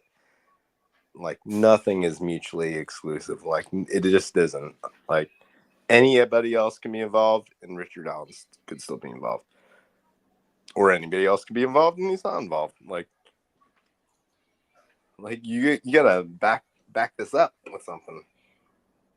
Yeah, like I said earlier, I have no dog in the fight. I just like looking at things that I can clearly see, and then being able to comment upon my opinion about what I can process. So I can look at this photo, and I can process, and I can say, well, it kind of looks like an F. Kind of looks like a T almost. I can almost see a T. I mean, it looks like an F to me. I'll just say that. Yeah. I mean, I'm not sure if I'm seeing on the upper part on the left side, maybe that blood streak continues. Maybe it was meant to be a T and an F combined. I don't know. Is that an F, or was that just a drip of blood? Because I don't really see a connector connecting what would make an F, but maybe it is because the lighting's difficult to. It's really, the colors are hard to see, but for me, I see right angles, and the right angles alone, that makes this interesting to me. Just like the positioning of the bodies and the positioning or the shapes or the symbols, if you want to call it that, the sticks are formed into on top of the body. So there's a whole lot. Yeah, I see what you're saying as far as the continuation along the top line. Like, that then I wouldn't call it an F, and I'd call it like a symbol that I don't know. I wouldn't Could call it also an be F, a but bind ring. but I would still call it intentional. I would call it intentional, and I would call it human, formed by a human hand, possibly. And I was going to say it could even be somewhat of a concept of a bind rune, but with English or Latin characters. Maybe it could be a T and an F and an I. It could be, who knows what it is. Right, exactly. Like you can't get into the mind of somebody that's making something that's like, unless you can clearly tell what something is, you're not going to be able to actually decipher it. So, But I don't think it's just a hand smear. I mean, I have a very difficult. That was my gut reaction on that. Is just to say this is not a smear of someone grasping the tree. I mean, just there's no way to me. I mean, the problem with it, you're right, is the right angles is the major issue with that premise of it being. I mean, the human hand can make right angles, but it's very very deliberate to do that. Oh yeah, you'd almost have to. Yeah, You'd you have to really do have to like hold your hand a certain some way, martial like, art and tai chi. really like force your fingers in a certain way to like Yeah. really get it into right angles. I mean, it's completely possible, but it's extremely like intentional, and like I don't know. I mean, you could have that premise, like, is someone in like actually doing that, and then what are they? Why are they doing that? Like, what is that supposed to be? What is that? Maybe somebody would flex their hand in that very specific way to like signal something, but is that a shape? Is that a shape of anything that's supposed to mean anything to anybody?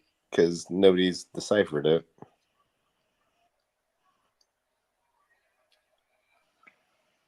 So then, wouldn't it still have been left on purpose? Even if it's by the victim, then it is on purpose. It's very purposeful, caused by Yeah, humans, I would say. caused with every like very very very purposeful, because it's right angles, and that's the only way that you can make right angles. Yeah, I would say. I would agree with. Bottom line is, it seems to be purposeful, just like the sticks seem to be purposeful, just like the positioning of the bodies seem to be purposeful. Yeah, you get a lot of stacking of seems to like it. This seems like that, and this seems like that, and this seems like that. It's when you stack up a lot of things where just looking the opposite way doesn't make all that much sense. Diamond Eyes says, "What did Pearl Murder say about it? I don't know. I don't know." Perlmutter said it was absolutely a ritualistic homicide. No, That's the about sense. the tree. She's asking about the tree. I don't know about the tree specifically. I don't think that was mentioned, but I wasn't there, so could have just not been notated. Now, I see. I agree with Old Mort here. Bottom line, I say, is that it all looks intentional. Yeah, it all looks, for me personally, it all looks intentional. And I don't mean intentional in the way that the prosecution would purport, that it was a rushed attempt to cover the body. I mean, it looks very intentional, like specifically intentional. I mean, I think it still can be rushed and be intentional, but yeah, I don't. I agree. It's not in the. It's not what. It's not in a rush to. I mean, covering the bodies thing, that doesn't make any sense at all. That's just dumb, because the bodies aren't covered. You can just look; they're I not mean, if I covered. were to cover the bodies, I'd probably just get as many leaves as possible and just make a mountain of leaves. Right. I mean, it's not like, yeah, it's not rocket science or anything there. There's not like, I mean, we can just look at it. Bodies weren't covered, so that's probably not what was intended. Because would it have been easy to cover the bodies? Yes. And also, like, here's the other really really big thing that jumped out at me in these hearings, and it's the 4:33 a.m. the phone being turned on and it's suddenly being pinged and it's suddenly receiving all these text messages, 15 or 16, whatever it is. Like, okay, what is the explanation for this?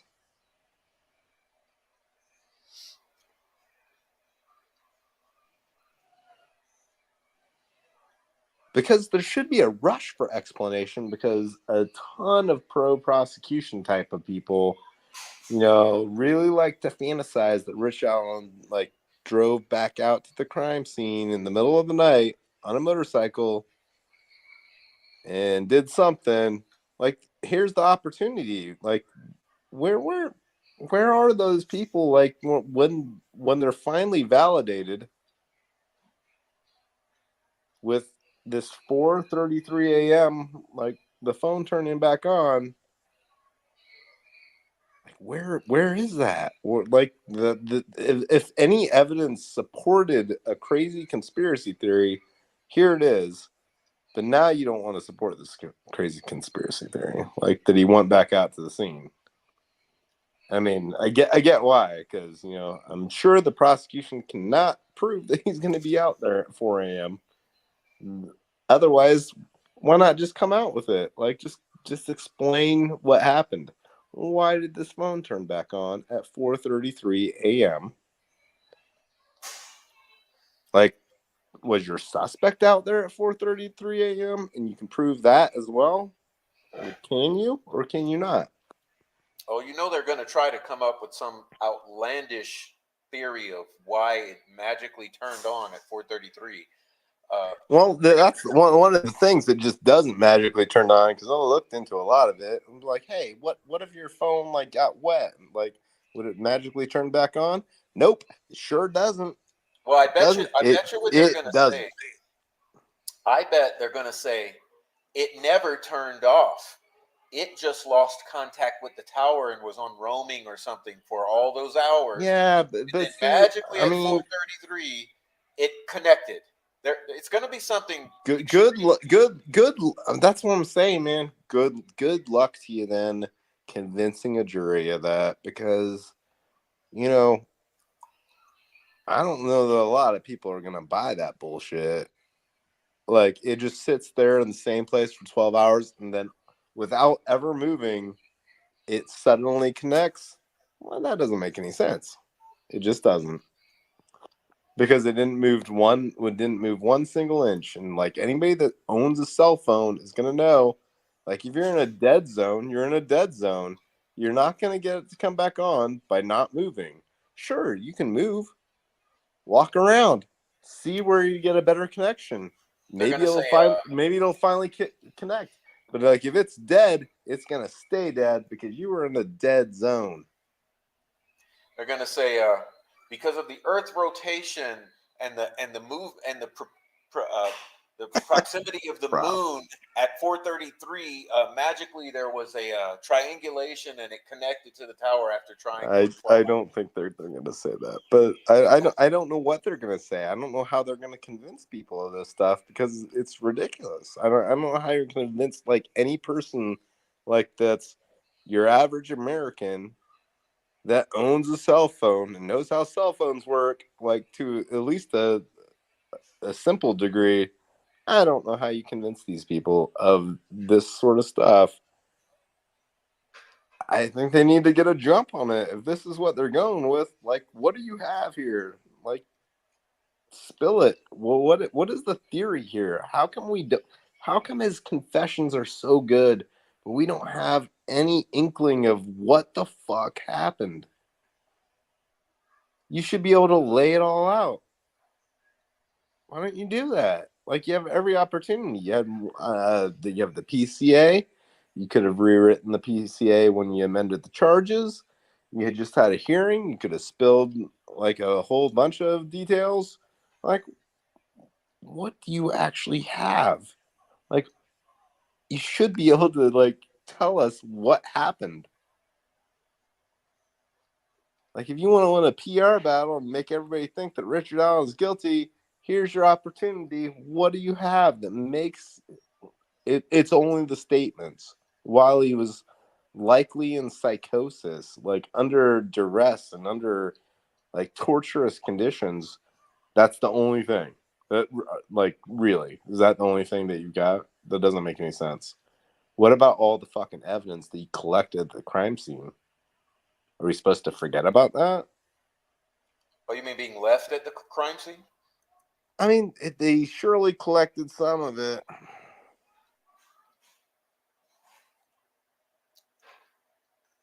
Look, Sunflower Soul says we need a reenactment of the phone landing in the shoe and turning itself back on.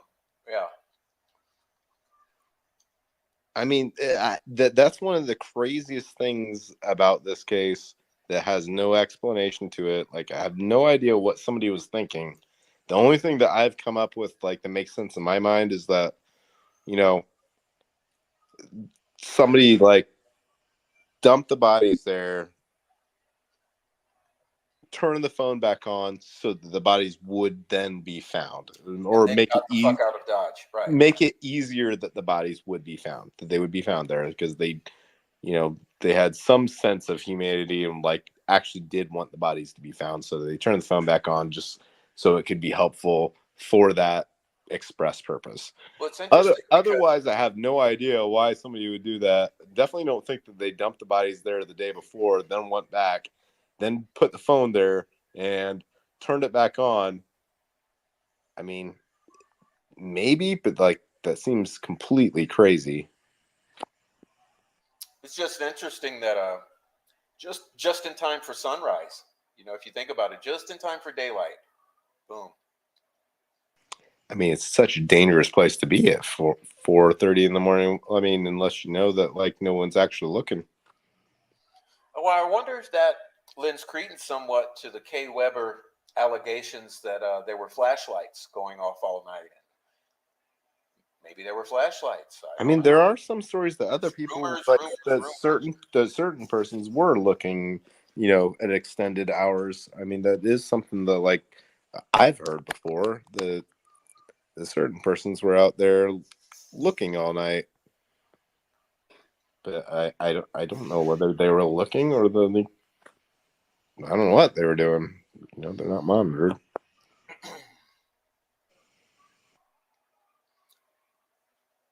Every fact brings more questions. What's up, Brittany? Yeah, that's the deal. I mean, there's no answers that like are we understanding that what we're saying is there's no answers. No matter how much more comes, there's no answers. Well, that's where there's a problem, because if you're saying that you got someone that's like willing to confess everything, he wants to confess, you've got him on like you got a guilty conviction on confessions. There should be a lot of answers. There should be a whole lot of answers, like if not almost all the answers.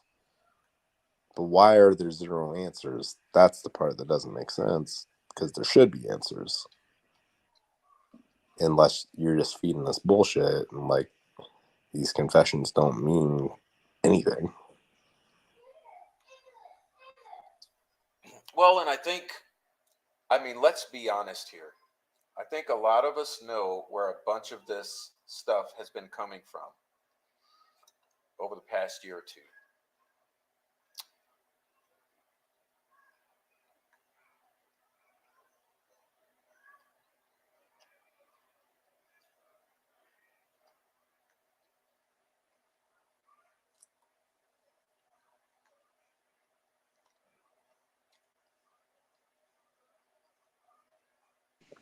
And we've critiqued at length those who were there that night searching. You know, we've spoken at length about the suspicions of the searchers and the volunteer firemen. I don't take back any of it. There are things that I do take back over the past year or two, but the basics of the theories that we've plumbed out, I mean, I still feel the same about all of it. I mean, nobody should like throw shade for people speculating on this. Like, what do you think law enforcement is supposed to do?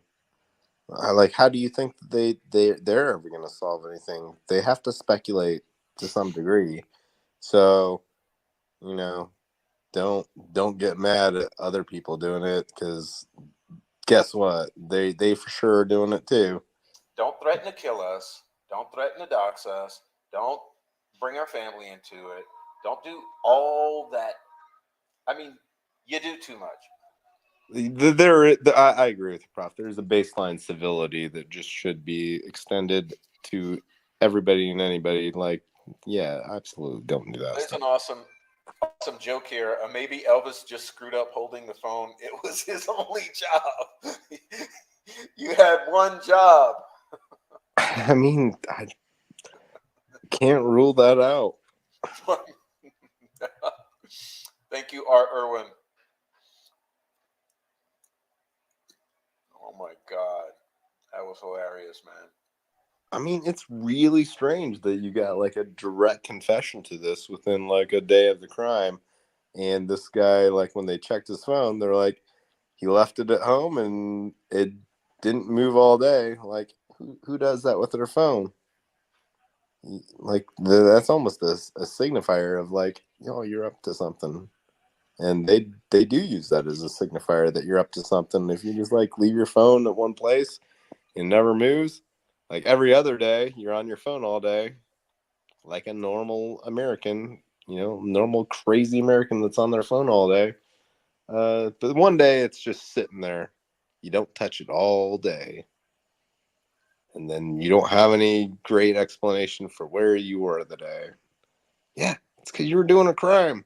Like, duh.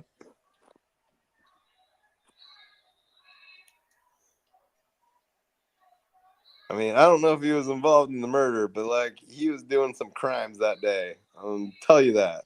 Period. That's just how things are. If you see someone's phone sitting at home all day, didn't touch it, you were doing crimes.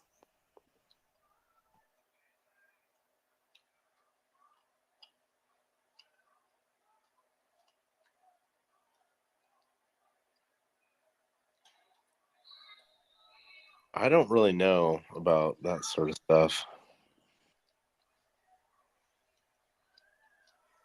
I just don't. I don't have a like a. I don't think there's a good documentation of like the search. I'll tell you that I don't understand it one little bit, because I've been around that area many times, and I have no idea how even one or two people couldn't canvass the entire area, because people don't understand this. This is not like, people want to say, like, be under a false conception that this is some vast wild area. It's not. It's a very contained small area. One or two people could easily canvass the entire area within an hour or two. Like, the entire area, you can cover every square foot, put eyes on everything. It doesn't make any sense for you can't run especially when like the preeminent theory at the moment was girls were on the bridge, maybe they fell off into the water, look along the creek bed. Given that as your baseline, where you are looking along the creek bed, there's zero explanation where, like, even one person, maybe two people, like, just an hour or two, like, you can cover the whole area. There's zero explanation where, like, Well, yeah, I'm glad you're bringing that up because I've said, I mean, that's absolutely true. That's why I think cover the whole area. that it's been very beneficial for whoever has gone out to visit and to check out the area. Um, it really helps you because one of the points that I've made that is really concerning to me is that I just don't understand how no one went down that side trail So when you're at the bridge, like you were saying, you would suggest to yourself one of two things. One, they went across the bridge. Who joined in here? I think we've got an echo. Oh, this is Mike. Mike, you have to Mike, turn down your volume. turn the sound off. One, they went across the bridge. Who joined in here? I think we've got an echo. Mike, you have to. No, it's not Mike. Turn the sound off. Okay. Let's see.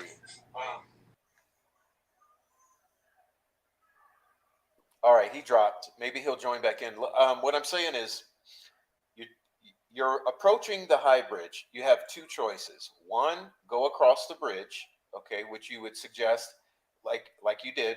Perhaps the girls had fallen off. Perhaps they went off to the other side. And the other option would be they took the trail to the left that goes on, and you follow that trail for a little bit, and you end up on Ron Logan's property. Right. So the two places you would immediately search, in my mind, if it was my kids, I'd say, you guys go down that trail. I'm going to go across the bridge. And once I get across the bridge, I'm going to go down and look under the bridge. That would be my two choices. I mean, I think even like weighing those, that trail peeling off to the left is immediately the thought process. Like, I think you would head that direction immediately. The natural inclination is to go almost exactly to the crime scene. Exactly. That's what I'm And I've been there a if ton I of was times, alone, and like I'm just saying, like that's what you would do. Like, where are you gonna go on this trail looking for somebody? That's where you're gonna go. You're gonna go almost. You're just basically gonna go straight there. If you're looking for somebody, and especially if you know that you're looking for them along the actual creek, which was the worry that they fell off the bridge and floated down the creek. That's where you're gonna go. You're gonna immediately go there. So, and when I say like, hey, one or two people can do this in an hour or two, I really mean one person can do this in an hour. But like, if you're just like following like logic, one person can maybe do this in like 20 or 30 minutes. Like what? Like where is the actual search activity? Like, what are you doing? Like, what prevented this from happening? It doesn't make any sense. And I don't know. Never heard like whether there is, definitively somebody waving them off of the property, or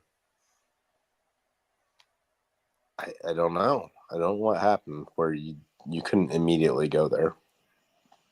yeah, we see if I were to do it alone. Let's say I'm going by myself to go look for the girls because they're not where they're supposed to be. First thing I do is go to the bridge. If I don't see them at the bridge, I'd look off into the water under the bridge. Say, do I see the girls? Okay, no. Exact next place I would go is down that side trail, and Right. all the way. I'd go down around Logan's, and then when I got down there in that little ditch or gully, then I'd look around and say, okay, we have a problem. Houston, we have a problem. I mean, that's the point where you cross the property onto his property, sort of. But yeah, I mean that's not far enough, and I do get that that's like a natural inclination for people to then stop. But I think that if you have the wherewithal that like, hey, what you're looking for is to look along the creek bed, then you just keep going, and like crossing that isn't like going down that hill is definitely like, not the easiest thing, but when you've gotten down there, like crossing the gully and just continuing going isn't that big a deal. Like you can just easily do that. Just keep following the creek. Yeah, and also And it's an easy walk down from the cemetery. Like these aren't like people keep up playing the stupid fucking narrative. Like these are like treacherous conditions and all that stuff. I'm like, I mean, I It's not get if the weather is like, bad, or like some parts of it are frozen or muddy, like sure, like it's not great, but like, come on, it is not that big a deal. I've ran over that whole area just in like with no shoes, just Crocs, and it's not a big deal. Like you can just walk over the whole area, I went up with to the the cemetery, 4-year-old. down from the cemetery, all through the woods, like along the creek bed. No big deal. It I isn't. went with my 4-year-old and a drone and a 35 millimeter camera with a zoom lens. I managed, and so did the 4-year-old. But keep in mind, it was not pitch black darkness of night when these girls come up missing. It's daylight. Oh, I know. They want to say that they stopped looking at like 5:30. Like, are you kidding me? Like, I don't even care in the dead of winter. Like, it's not pitch black by 5:30. That's a lot of light. It's a lot of light. There's light at 3:30, 4:30, 5:30, 6:30. There's light. You could have covered that entire area under. Well, and they also had all their dudes with trucks, with their high beams and stuff. Like they were bringing out lighting if you wanted it.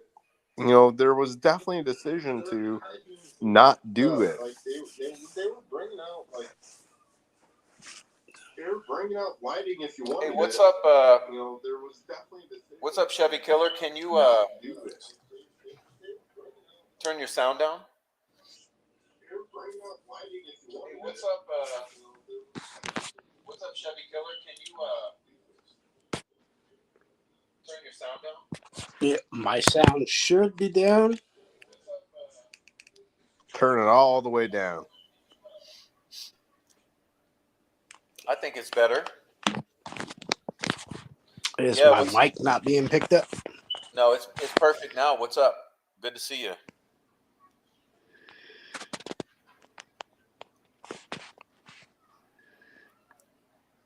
What's up, Chevy Killer?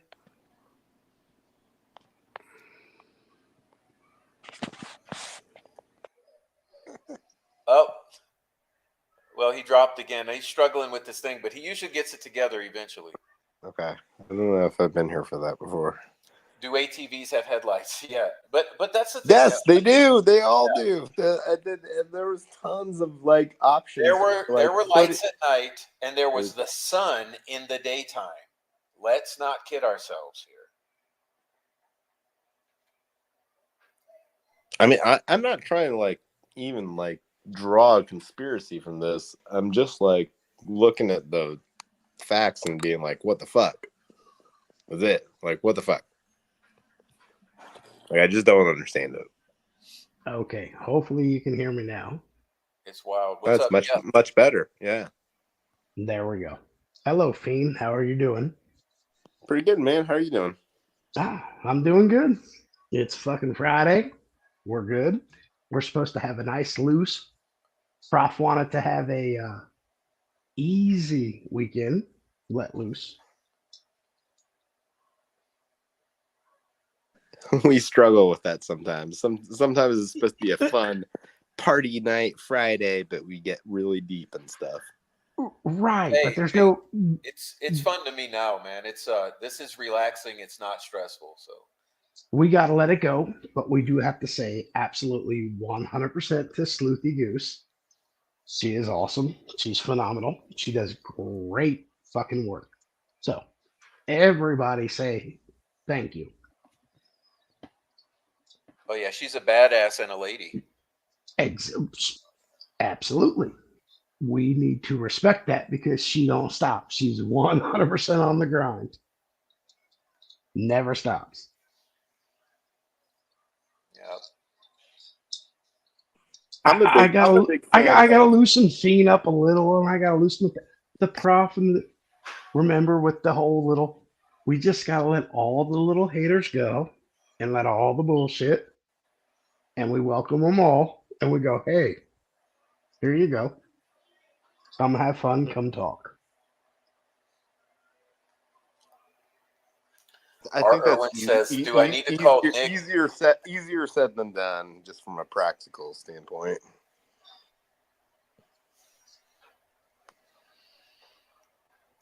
But I do appreciate Sleuthy quite a lot. She's document queen. Fuck, she's badass. But besides all that, we just gotta loosen up the people in the chat. Let them say, hey, share, subscribe, like, do what you gotta do. But let's not, we can't push away the haters. We gotta let the haters come in. Well, I'm pretty sure some are in here now. The Welcome. more they hate, Yeah. the more they view, the more we appreciate, right? Man, I don't think it's that deep. Like, honestly. Diamond says, "Chevy Killer, you're a lady killer too." I'm no. He said, I have fun on different days. Maybe what it be. But no. Remember our first conversation, Prof? What I Yep. say about wisdom sleuth. We can't let all that. We just gotta say yes, yes, yes. Yeah, Okay. sometimes I fly off the handle though. Right. So do I. Fuck it. Who cares? We gotta just let loose Friday. Remember earlier at the end of the day what you said. We're gonna have a let loose Friday. We just gotta be what it's gonna be, right? Remember, here, I'll give you a good one, Prof. The passage of time is the time of the passage of the time that we pass through the time. It goes.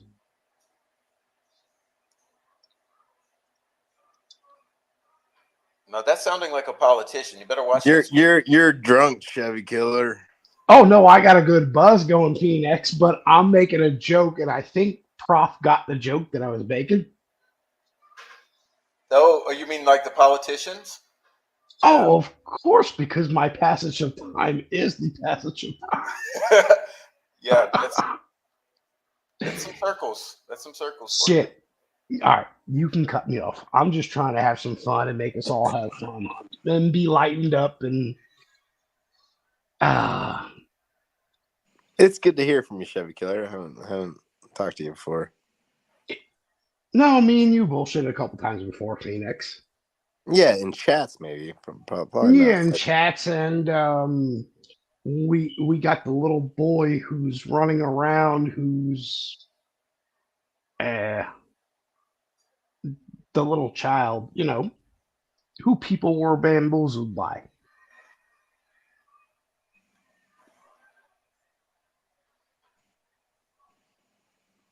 I can probably get. I can probably guess from that. Let's not get all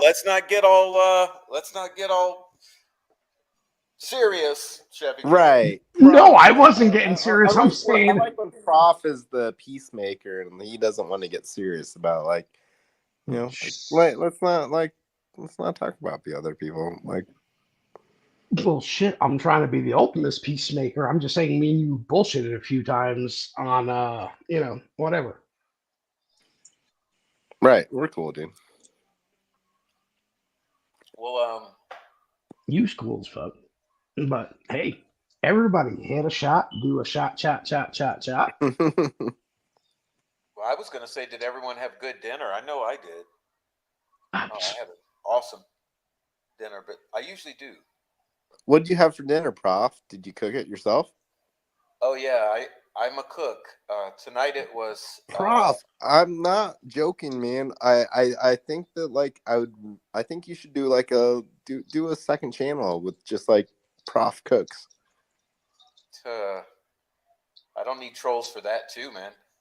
No, but you're gonna get like so many other people that just like not enough it. Cajun seasoning. I'll dox you. I think it's got promise. So it was tuna. So tonight was tuna steaks and salad with a sriracha ranch type of dressing and sriracha ranch parmesan dressing. Kind of a weird weird dressing vibe to it, but a wonderful salad and That medium sounds rare, aw- medium that rare sounds steak. that sounds awesome, dude. I love It, tuna steaks. Tuna steaks it are does sound awesome, but Prof, that sounds super, super fancy. I got a tuna steak tartare, you know, and it's all jokes. But that's great. Sleuthy says, I love tuna steak on occasion. Well, I was discussing it with the neighbors the other day. We were talking about these very tuna steaks because I hadn't cooked it yet. And I was telling her how it's odd with the tuna steak. Like, it's all about the right amount of doneness, even more so than a steak, Hmm. because 100% agree. 100% agree. yeah, if you cook it too much, even a little, it's going to become tough and all like fibrous. But if you cook it just right, a little on the medium rare type of tip or rare tip, it's going to melt like butter in your mouth. And it's hard to, usually you have to go to a good restaurant to get That's it. the answer for everything, dude. Is medium rare. Medium rare, sorta, yeah. Yep. Foodies don't troll. Well, no. Have you seen what's the guy's The foodies do troll, so I'm name? not. Yeah, Yeah. No, get the hell out of don't here. pretend with that stuff. Yeah. But a lot of people follow. I'm just that's what I'm getting at. Yes, Prof. You do a Prof Cooks channel. But Sleuthy, I bet a lot of people watch it, but all right, Sleuthy. you will get more trolls, but you'll get more people watching it. So Sleuthy, this came up with the discussion with the neighbors because this very subject came up that you dry it out, it barely overcooks, and it's garbagey. But I told him that I have a solution for that. When that happens, I don't waste food. So if I do tend to dry it out slightly like that, I then get out the most sharp Asian knife that I have, and I cut it into these little cubes or triangles or whatever. And then that's when I just sprinkle like some little 1-inch cubes of the tuna steak over the salad and drench it with the dressing and everything. It makes it palatable. And so if I ever ruin it, it ends up chopped up on top of the salad instead of sitting next to the salad. So, I really legitimately love the Prof Cooks channel idea. Just call it Prof Cooks. Prof Cooks. Prof Cooks, do it. Dude, I promise you. Hey, don't even change. Just make your dinner and just film the making of the dinners. Yeah. Right. That's it. Prof, have you ever had lutefisk? I have no clue if that's even English that you're speaking, Old Mart. I'm aware of that word, but I actually don't know what it is. Have you ever had a Cuban, Prof? A what? A Cuban. You mean the sandwich? Yes. Yeah. Oh, hell yeah. I lived in Chicago. Yep. Oh, okay. Well, sure. Have you ever had a Cuban out of Florida? Say what? Louisiana, man. That's where the Cubans are from. No. No, or Florida or whatever, man. They're not. Cuban They're food. from but they're really from South Miami, the real Cubans. You ever had a Cuban down from Florida? It's no. Cuban. It's Cuban food. But I've had there's some killing Cubans in I mean, Chicago is a food city, y'all. You know that. No.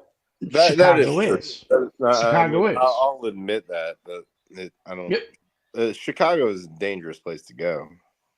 Sophie, where are you at in Indiana? I wouldn't shot too often, but you northern, southwest. Where are you at in Indiana? You don't have to say central. Central. Central. Indiana. Okay. So, I used to be Central Ohio. Now I'm, what do you want to call it? Southeast Ohio, maybe, whatever. You got different foods. So I come from Jersey.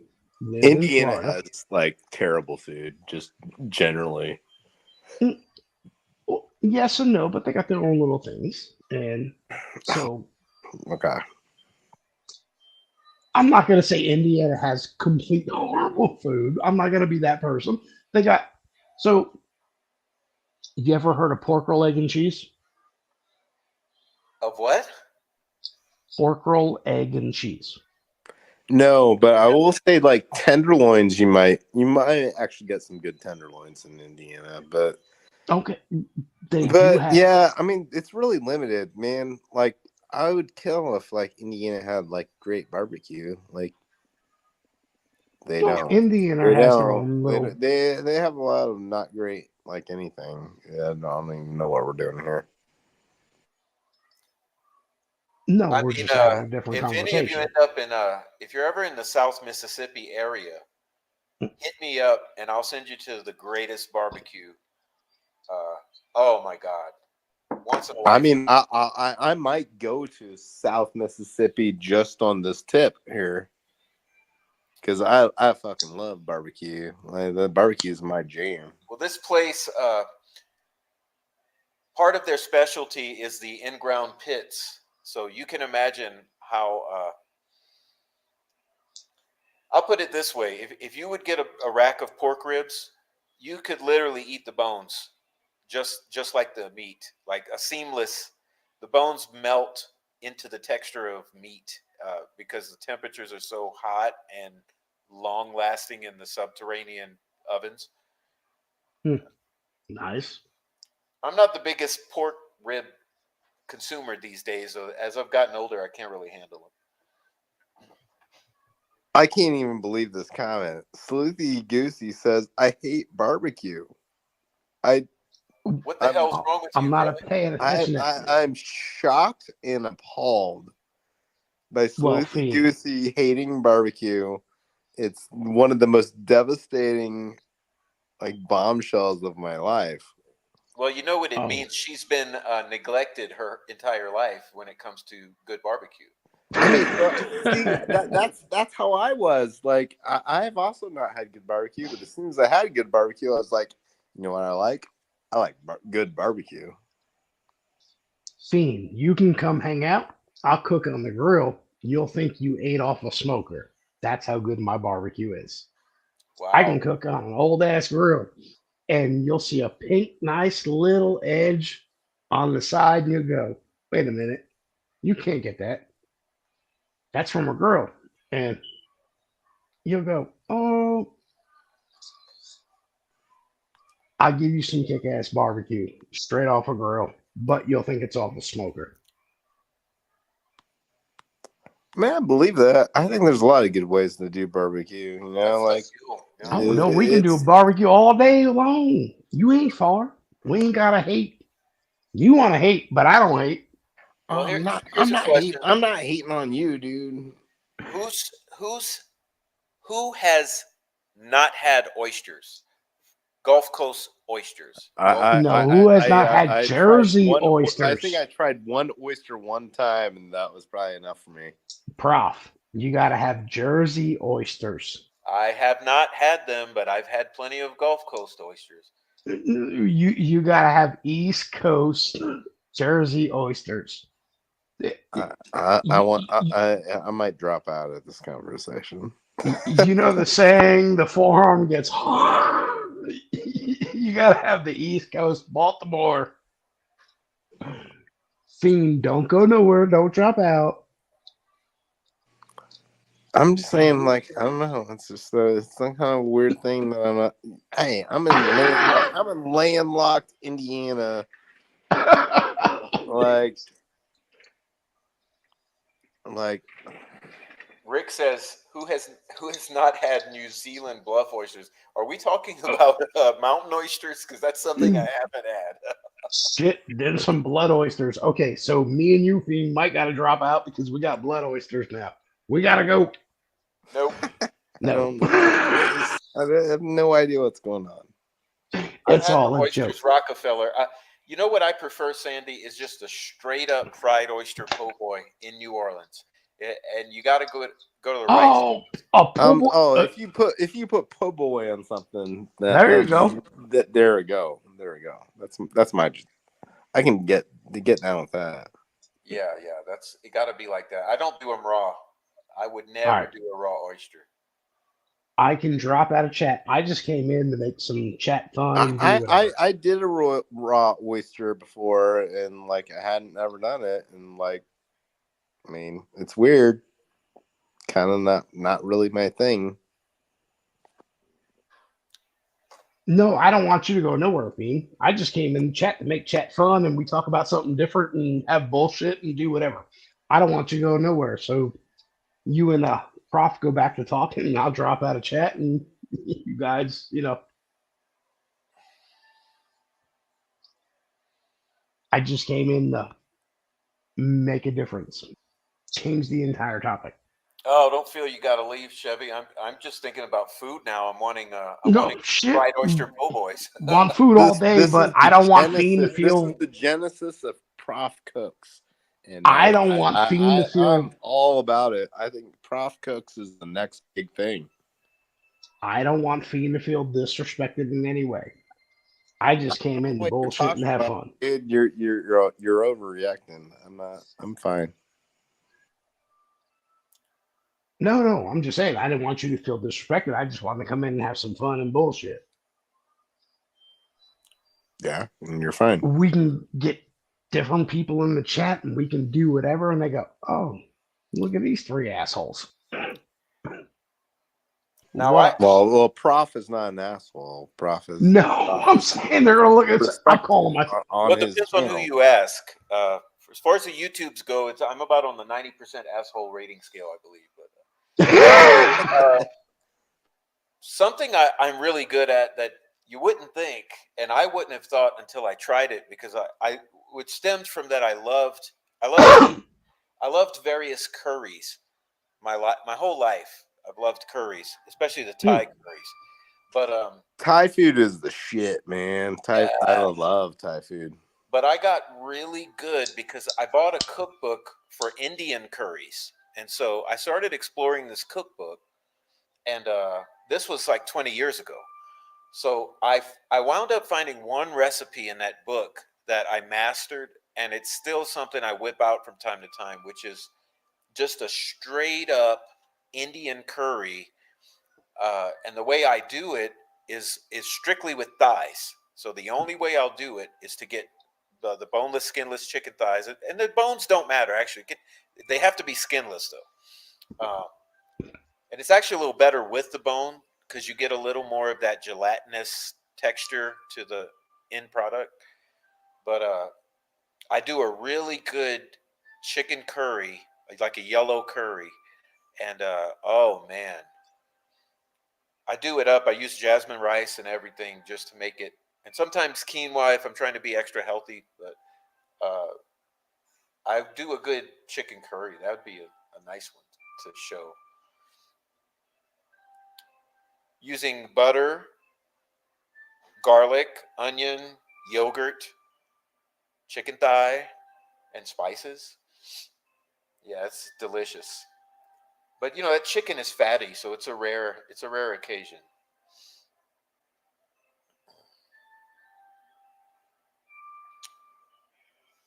You say she's Indian from St. Thomas? That's an interesting combination.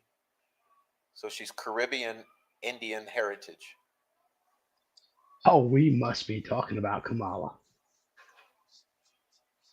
I don't think so.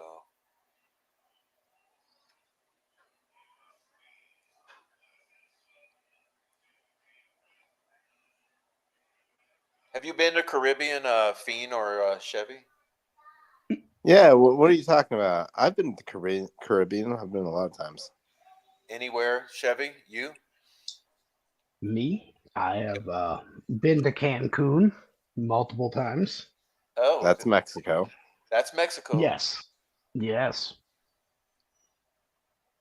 No, I've been to all sorts of places in the Caribbean. I've been to Jamaica and Aruba and Bahamas and Ooh, I Virgin wanna Islands. take you. Like, yeah, Come on. all the Kokomo places. Yeah, exactly. Right. Dude, Well, I just bringing it up because of the food. I'm a lover of good Caribbean food as well. Yeah, jerk seasoning's the fucking shit, dude. That's This Jamaican. this You want this is some what jerk this chicken? is why we need a prof. This is why we need a Prof Cooks channel, because hey, next time on Prof Cooks, jerk seasoning. All right, but you're talking about jerk chicken. Well, you can use jerk seasoning on anything. It's up I'll to do the jerk prof to. anything pretty much. Yeah, it's up to the prof to decide, because prof is a chef. No, He I'm knows not a what's good up. Caribbean cook. Most of it's I've never really stretched out into the Caribbean cuisine, but I most of love it eating. is But people jerk want to chicken. see it.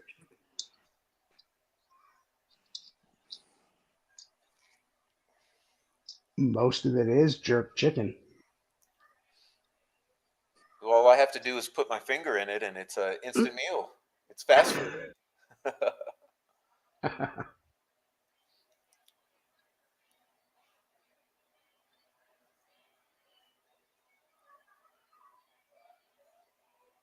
I love spicy. When I went to the Bahamas, jerk chicken, which I thought was like what my cousin always made, I thought my entire face was going to melt off my body. That happens sometimes.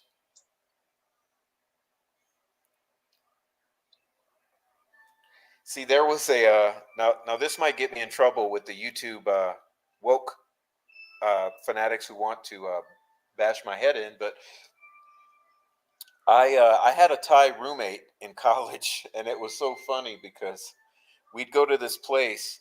It was a little lady cooking out of her house, basically, and she didn't speak English. But the way when we go get a plate over there, he told me the first trip, he says, "This is how you have to say it." He says, "It's the number of spices that you say is going to matter how hot it is." He says, "So if you just want it normal, just say spicy." He says, "Because if you say spicy, spicy, it's going to be too hot for you." And he says, "But I get it, spicy, spicy, spicy." And so that was the funniest joke that we always had with that guy is we'd go to get a plate from her, and we couldn't fuck up because if you'd say spicy, spicy, spicy, or spicy, spicy, it'd be a little too much. But if you didn't say spicy at all, it wouldn't be good. So I just had to say spicy, one spicy. And that's a 100% spicy challenge. And where the fuck did the fiend go? Yeah, it looks like he dropped out. They told me it would be hot, but what the fuck? You probably had it spicy, spicy, spicy, Sleuty.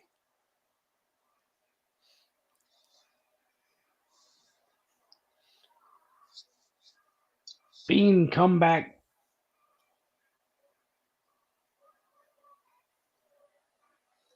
Oh, I wonder if they did that to you on purpose, Sleuty. If they tried to punish you.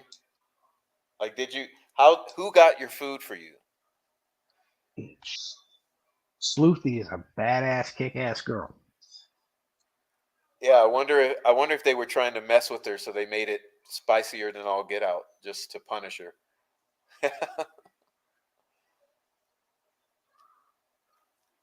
I mean, I'll admit to one thing I did unintentionally to me and my girlfriend one day, some years ago, is I had grown these habanero peppers, and I had never used them to cook before. So you know how normally, Chevy, you would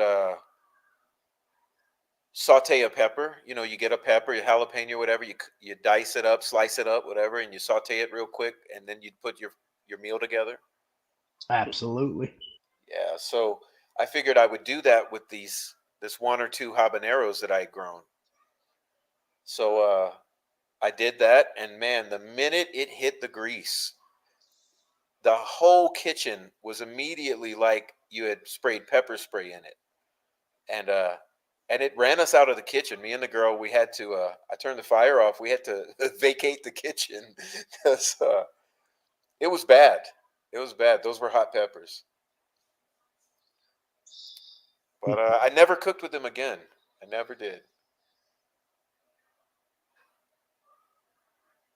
No, I take that back. I did cook with them again after I had dehydrated them, and I learned that I would only put them in a soup or a gumbo or something like that, and just a half of a pepper.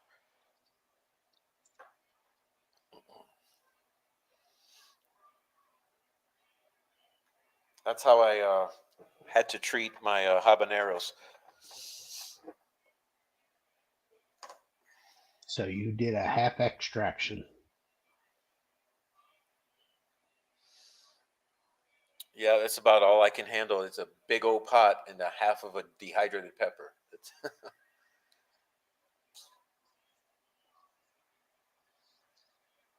So we got to have fun. Everybody hit the cheers button. Everybody hit the like button. Finally smash that like button. Subscribe, share to your friends.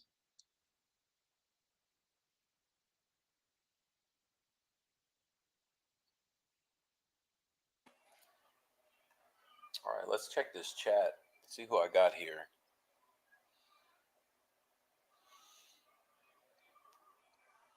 Bing, come back. Rick says the Thai cashew and shrimp curry was the hottest meal I ever had. Would it also be delicious not hot?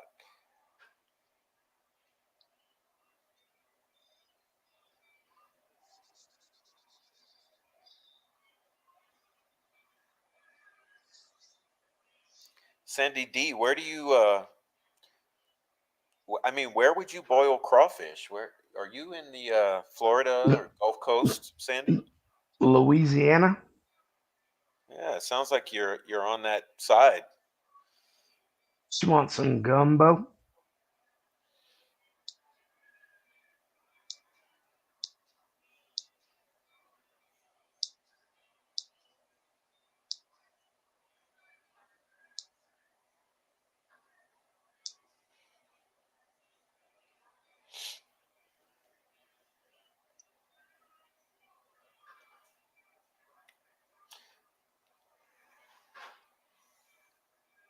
Well, I think our food explorations have run their course.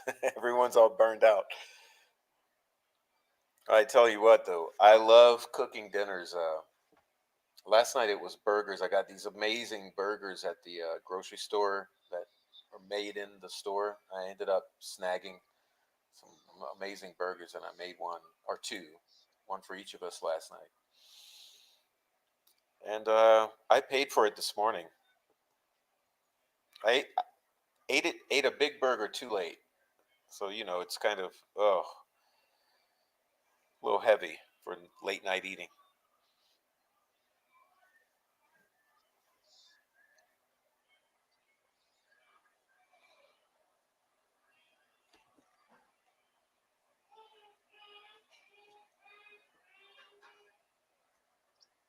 To do an Omaha Steaks. What is an Omaha steak? Oh, Omaha Steaks is some of the finest cuts that there is. Is it a cut or a brand? What is it? What is a Omaha Oh, steak? oh, Omaha Steaks is a brand. Um, omahasteaks.com, but they got a $99 package. It is phenomenal. They got burgers, pork chops, steaks. They are straight cuts off of. It is phenomenal. You can't complain about an Omaha steak burger. You can't complain about an Omaha steak ribeye or a strip. You get the steak, you cook it correctly, you go, holy shit.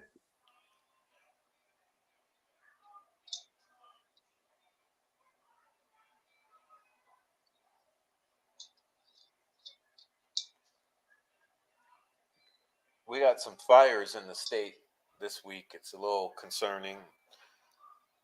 I'm tracking it right now, seeing how we're doing. It looks like it's a little better than the earlier in the week, but it's fire season.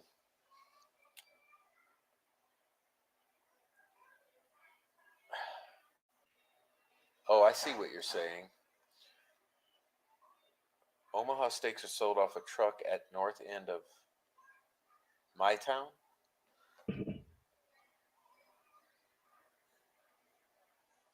What about wasabi? I don't like it. I don't do it. I waste the wasabi when I get it. Omaha Steaks is definitely not sold off the side of a truck. You know what's good? If you've ever had wasabi ice cream, though, that's how I had. If I ever have wasabi, the rare occasion I'll get a little wasabi ice cream.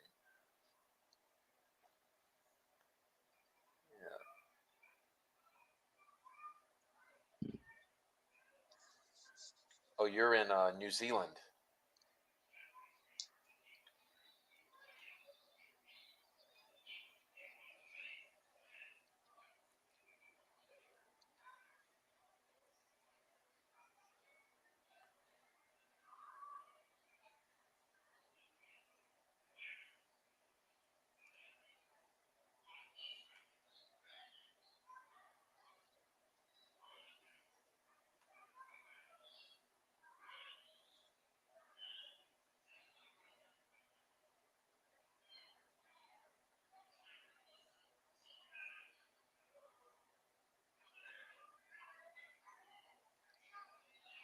All right, y'all. Well, Chevy, good night. I think I'm gonna head out.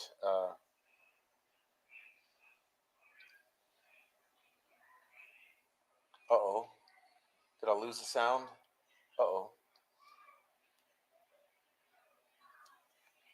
Well, guys, thanks for hanging out. Looks like it's getting a little late, and I'm kind of starting to feel the tiredness. It's a great visit with the dudes and with you ladies in the chat. Will you have more Deep State Diaries? Yes. It's just been really hard. There's so many shows I have planned. I have some more weird shit shows coming. Those are there's still some more of those to come, but we haven't had time to do it. I have a lot of more Deep State Diaries to come. Haven't had time to do it. I'm going to start doing shorter videos on breaking news. Haven't had time to even get started with that. I have my final 2 Let's Talk Delphi episodes to do. Haven't had time to do them. This week of hearings really threw everything back, 5 days, but we'll start getting to all that. And it's just so funny what you guys keep talking about cooking. What I'll probably do it, maybe I'll start taking photos and posting on the community page my various cooking experiments, and that'll be a way you guys can share in that. No, I'm not doing a cooking show, but I love to cook and I love to eat more than that. But I learned from the best. I literally learned from the best. My grandmother. I was able to grow up watching her cook, and when you watch someone cook, you learn how to cook without being taught how to cook. So that's how I learned to cook. Anyway, let's see. I want to say thank you to some folks, starting with Is a God Thing for the $4.99 super sticker. Thank you for the super sticker. Is a God Thing. It's very nice of you. And also to Jane Penny for joining, becoming a member. Thank you, Jane Penny. Everyone else, I ask you to please support if you feel inclined, and also by hitting the like and leaving a comment below, especially if you're on the replay. Please leave a comment below. We appreciate the comments and love them. Let's see. We're going to say, for everyone who contributed to the chat, thank you so much. Let me try to mention those of you here within the last hour or two, or as many as I can. And that's going to be like, let's see, who's there? Zero Cool, Brittany, Sleuthy Goosey, Diamond Eyes, Big Fish, R. Irwin, Nobody Nothing, Four Pits, Sunflower Soul, Marianne Foster, Rebecca Ann, 1965. Nobody, nothing. Shay Watson was here. Trying to catch everybody, and the least that we forget, Phoenix was here. Thank you, Fiend. Fair Maiden Wins was here. Thank you. And Old Mart New Mart. That's right. Thank you very much, Old Mart New Mart. Who else was here? Digital. What's up, Digital? Nancy Drew 101. What's up, Nancy Drew? Digital. Who else was here? Carol. That's right. What's up, Carol? What's up, Carol Sita? All right.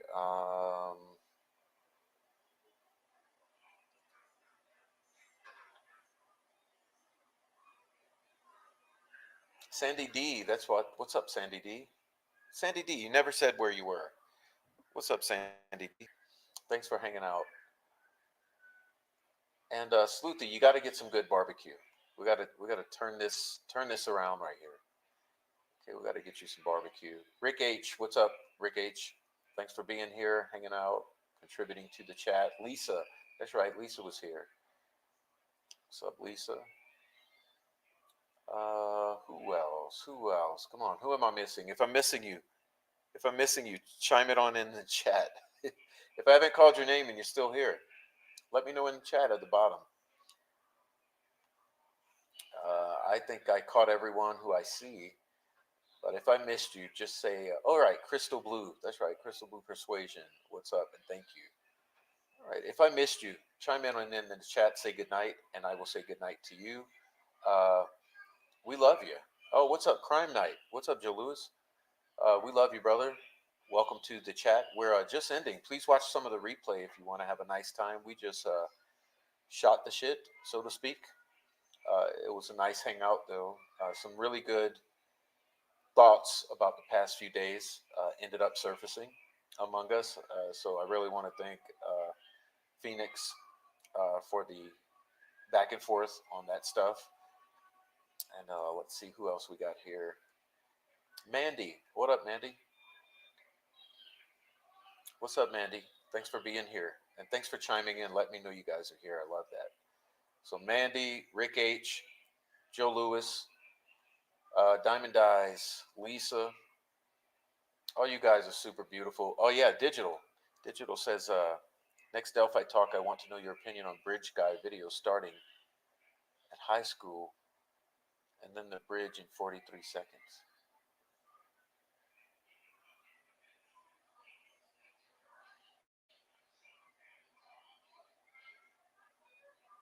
Hey, clarify that for me, Digital. You got me a little confused.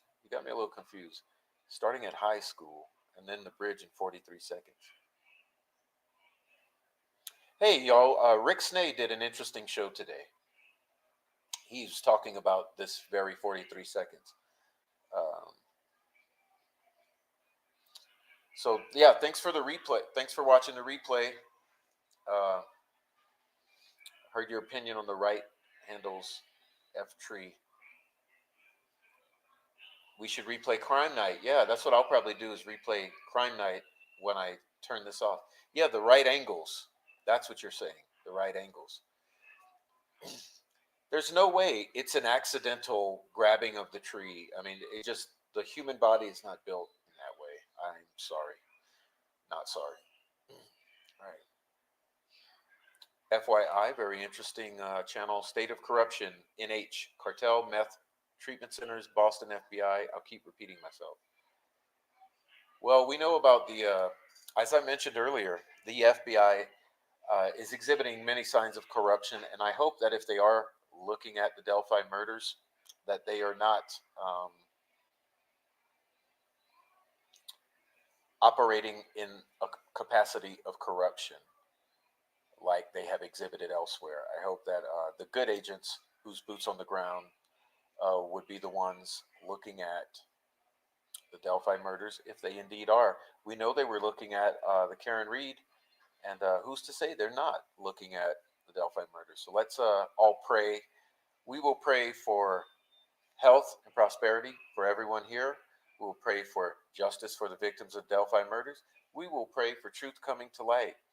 And we will pray that everyone find peace and happiness, and find that peace and happiness through addressing accountability and responsibility, and giving to the world that which is not causative of pain, suffering, grief, and strife. Give to the world happiness and beauty, because those are the things that on your way out you will be relishing in, instead of suffering in the pain that you have caused. So I pray for you as well. And I just hope that all of you have an enjoyable and restful next few weeks, because we've had a traumatic week going through this process of these 3 days of hearings and all of the things that's been brought about. And there's no reason. There's no reason. It's painful to hear. And that's part of the burden we have to bear in the seeking the justice for these victims. But we can't carry that with us. We really can't. We have to try to find some peace, beauty, and love as we carry forward, and know that we have to let that stuff in and let it on out. And so try to give yourself a nice weekend and a nice few weeks, so that you get a breath of relief, breathe a sigh of relief from this trauma. And it will help to heal this community, which is suffering in so many ways from the after effects of such a traumatic and terrible event. It's left a lot of evil in its wake. And so let us try to move forward and give ourselves that which fills us up and makes us better able to continue doing what we do and moving forward. And I love you guys, and God bless you, and God loves you. And so hug your kids, hug your wife, hug your family, love your family, and be easy on yourself. Because when you're hard on yourself, you're hard on others. And when you love yourself, you're able to love others. So with that being said, good night, God bless, and I'll see you next time. We love you.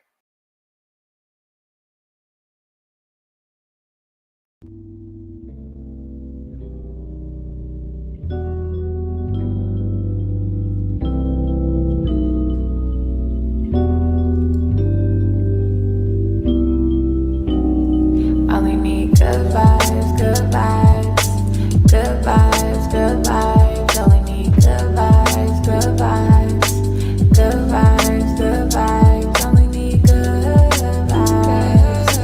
Can't lie. Good vibes, good vibes, good vibes, good vibes. Been waiting so patient, I'm going places, can't fake it. My heart is so cold, my energy is contagious. All the pain, I can't take it. I'm staying grounded and graceful, cause I know everything that I've been through only made me count my blessings daily. Yeah, they've been acting shady, but I don't take it personal. The memories fading, I'm enjoying the moment. I've been smelling the roses, taking time to reflect, stepping back, the truth unfolding, unfolding. Got nothing to prove, cause I'm about to blow. I've been in the booth, speaking to my soul. You know that I'm true, either way it go, either way it goes. I cannot turn cold, staying on the low. I've been protecting my soul. If your intentions are not pure, I can't let you get too close, cause I'm vibrating high. Ain't got time for your ego, these niggas quit to turn me back. Acting like the amigos, he never cared in the shows. Wasn't with you at your lows, assuming that you gonna fold. But baby, I've been growing ever since I let you go. And I've been doing better, and I know that hurts to know. Hurts to know. Only good vibes around me, and that's for sure. Only good vibes, good vibes, good vibes, good vibes. Only need good vibes, good vibes, good vibes, good vibes. Only need good vibes. Can't lie. Only need good vibes, good vibes, good vibes, good vibes. You see me searching for my inner peace. I've been learning more about myself and my purpose. Truth always come to the surface. Was hurting, but I had to heal, releasing all the pain that I always help. Been going through some changes, I'll make it still. Protecting my shoulder,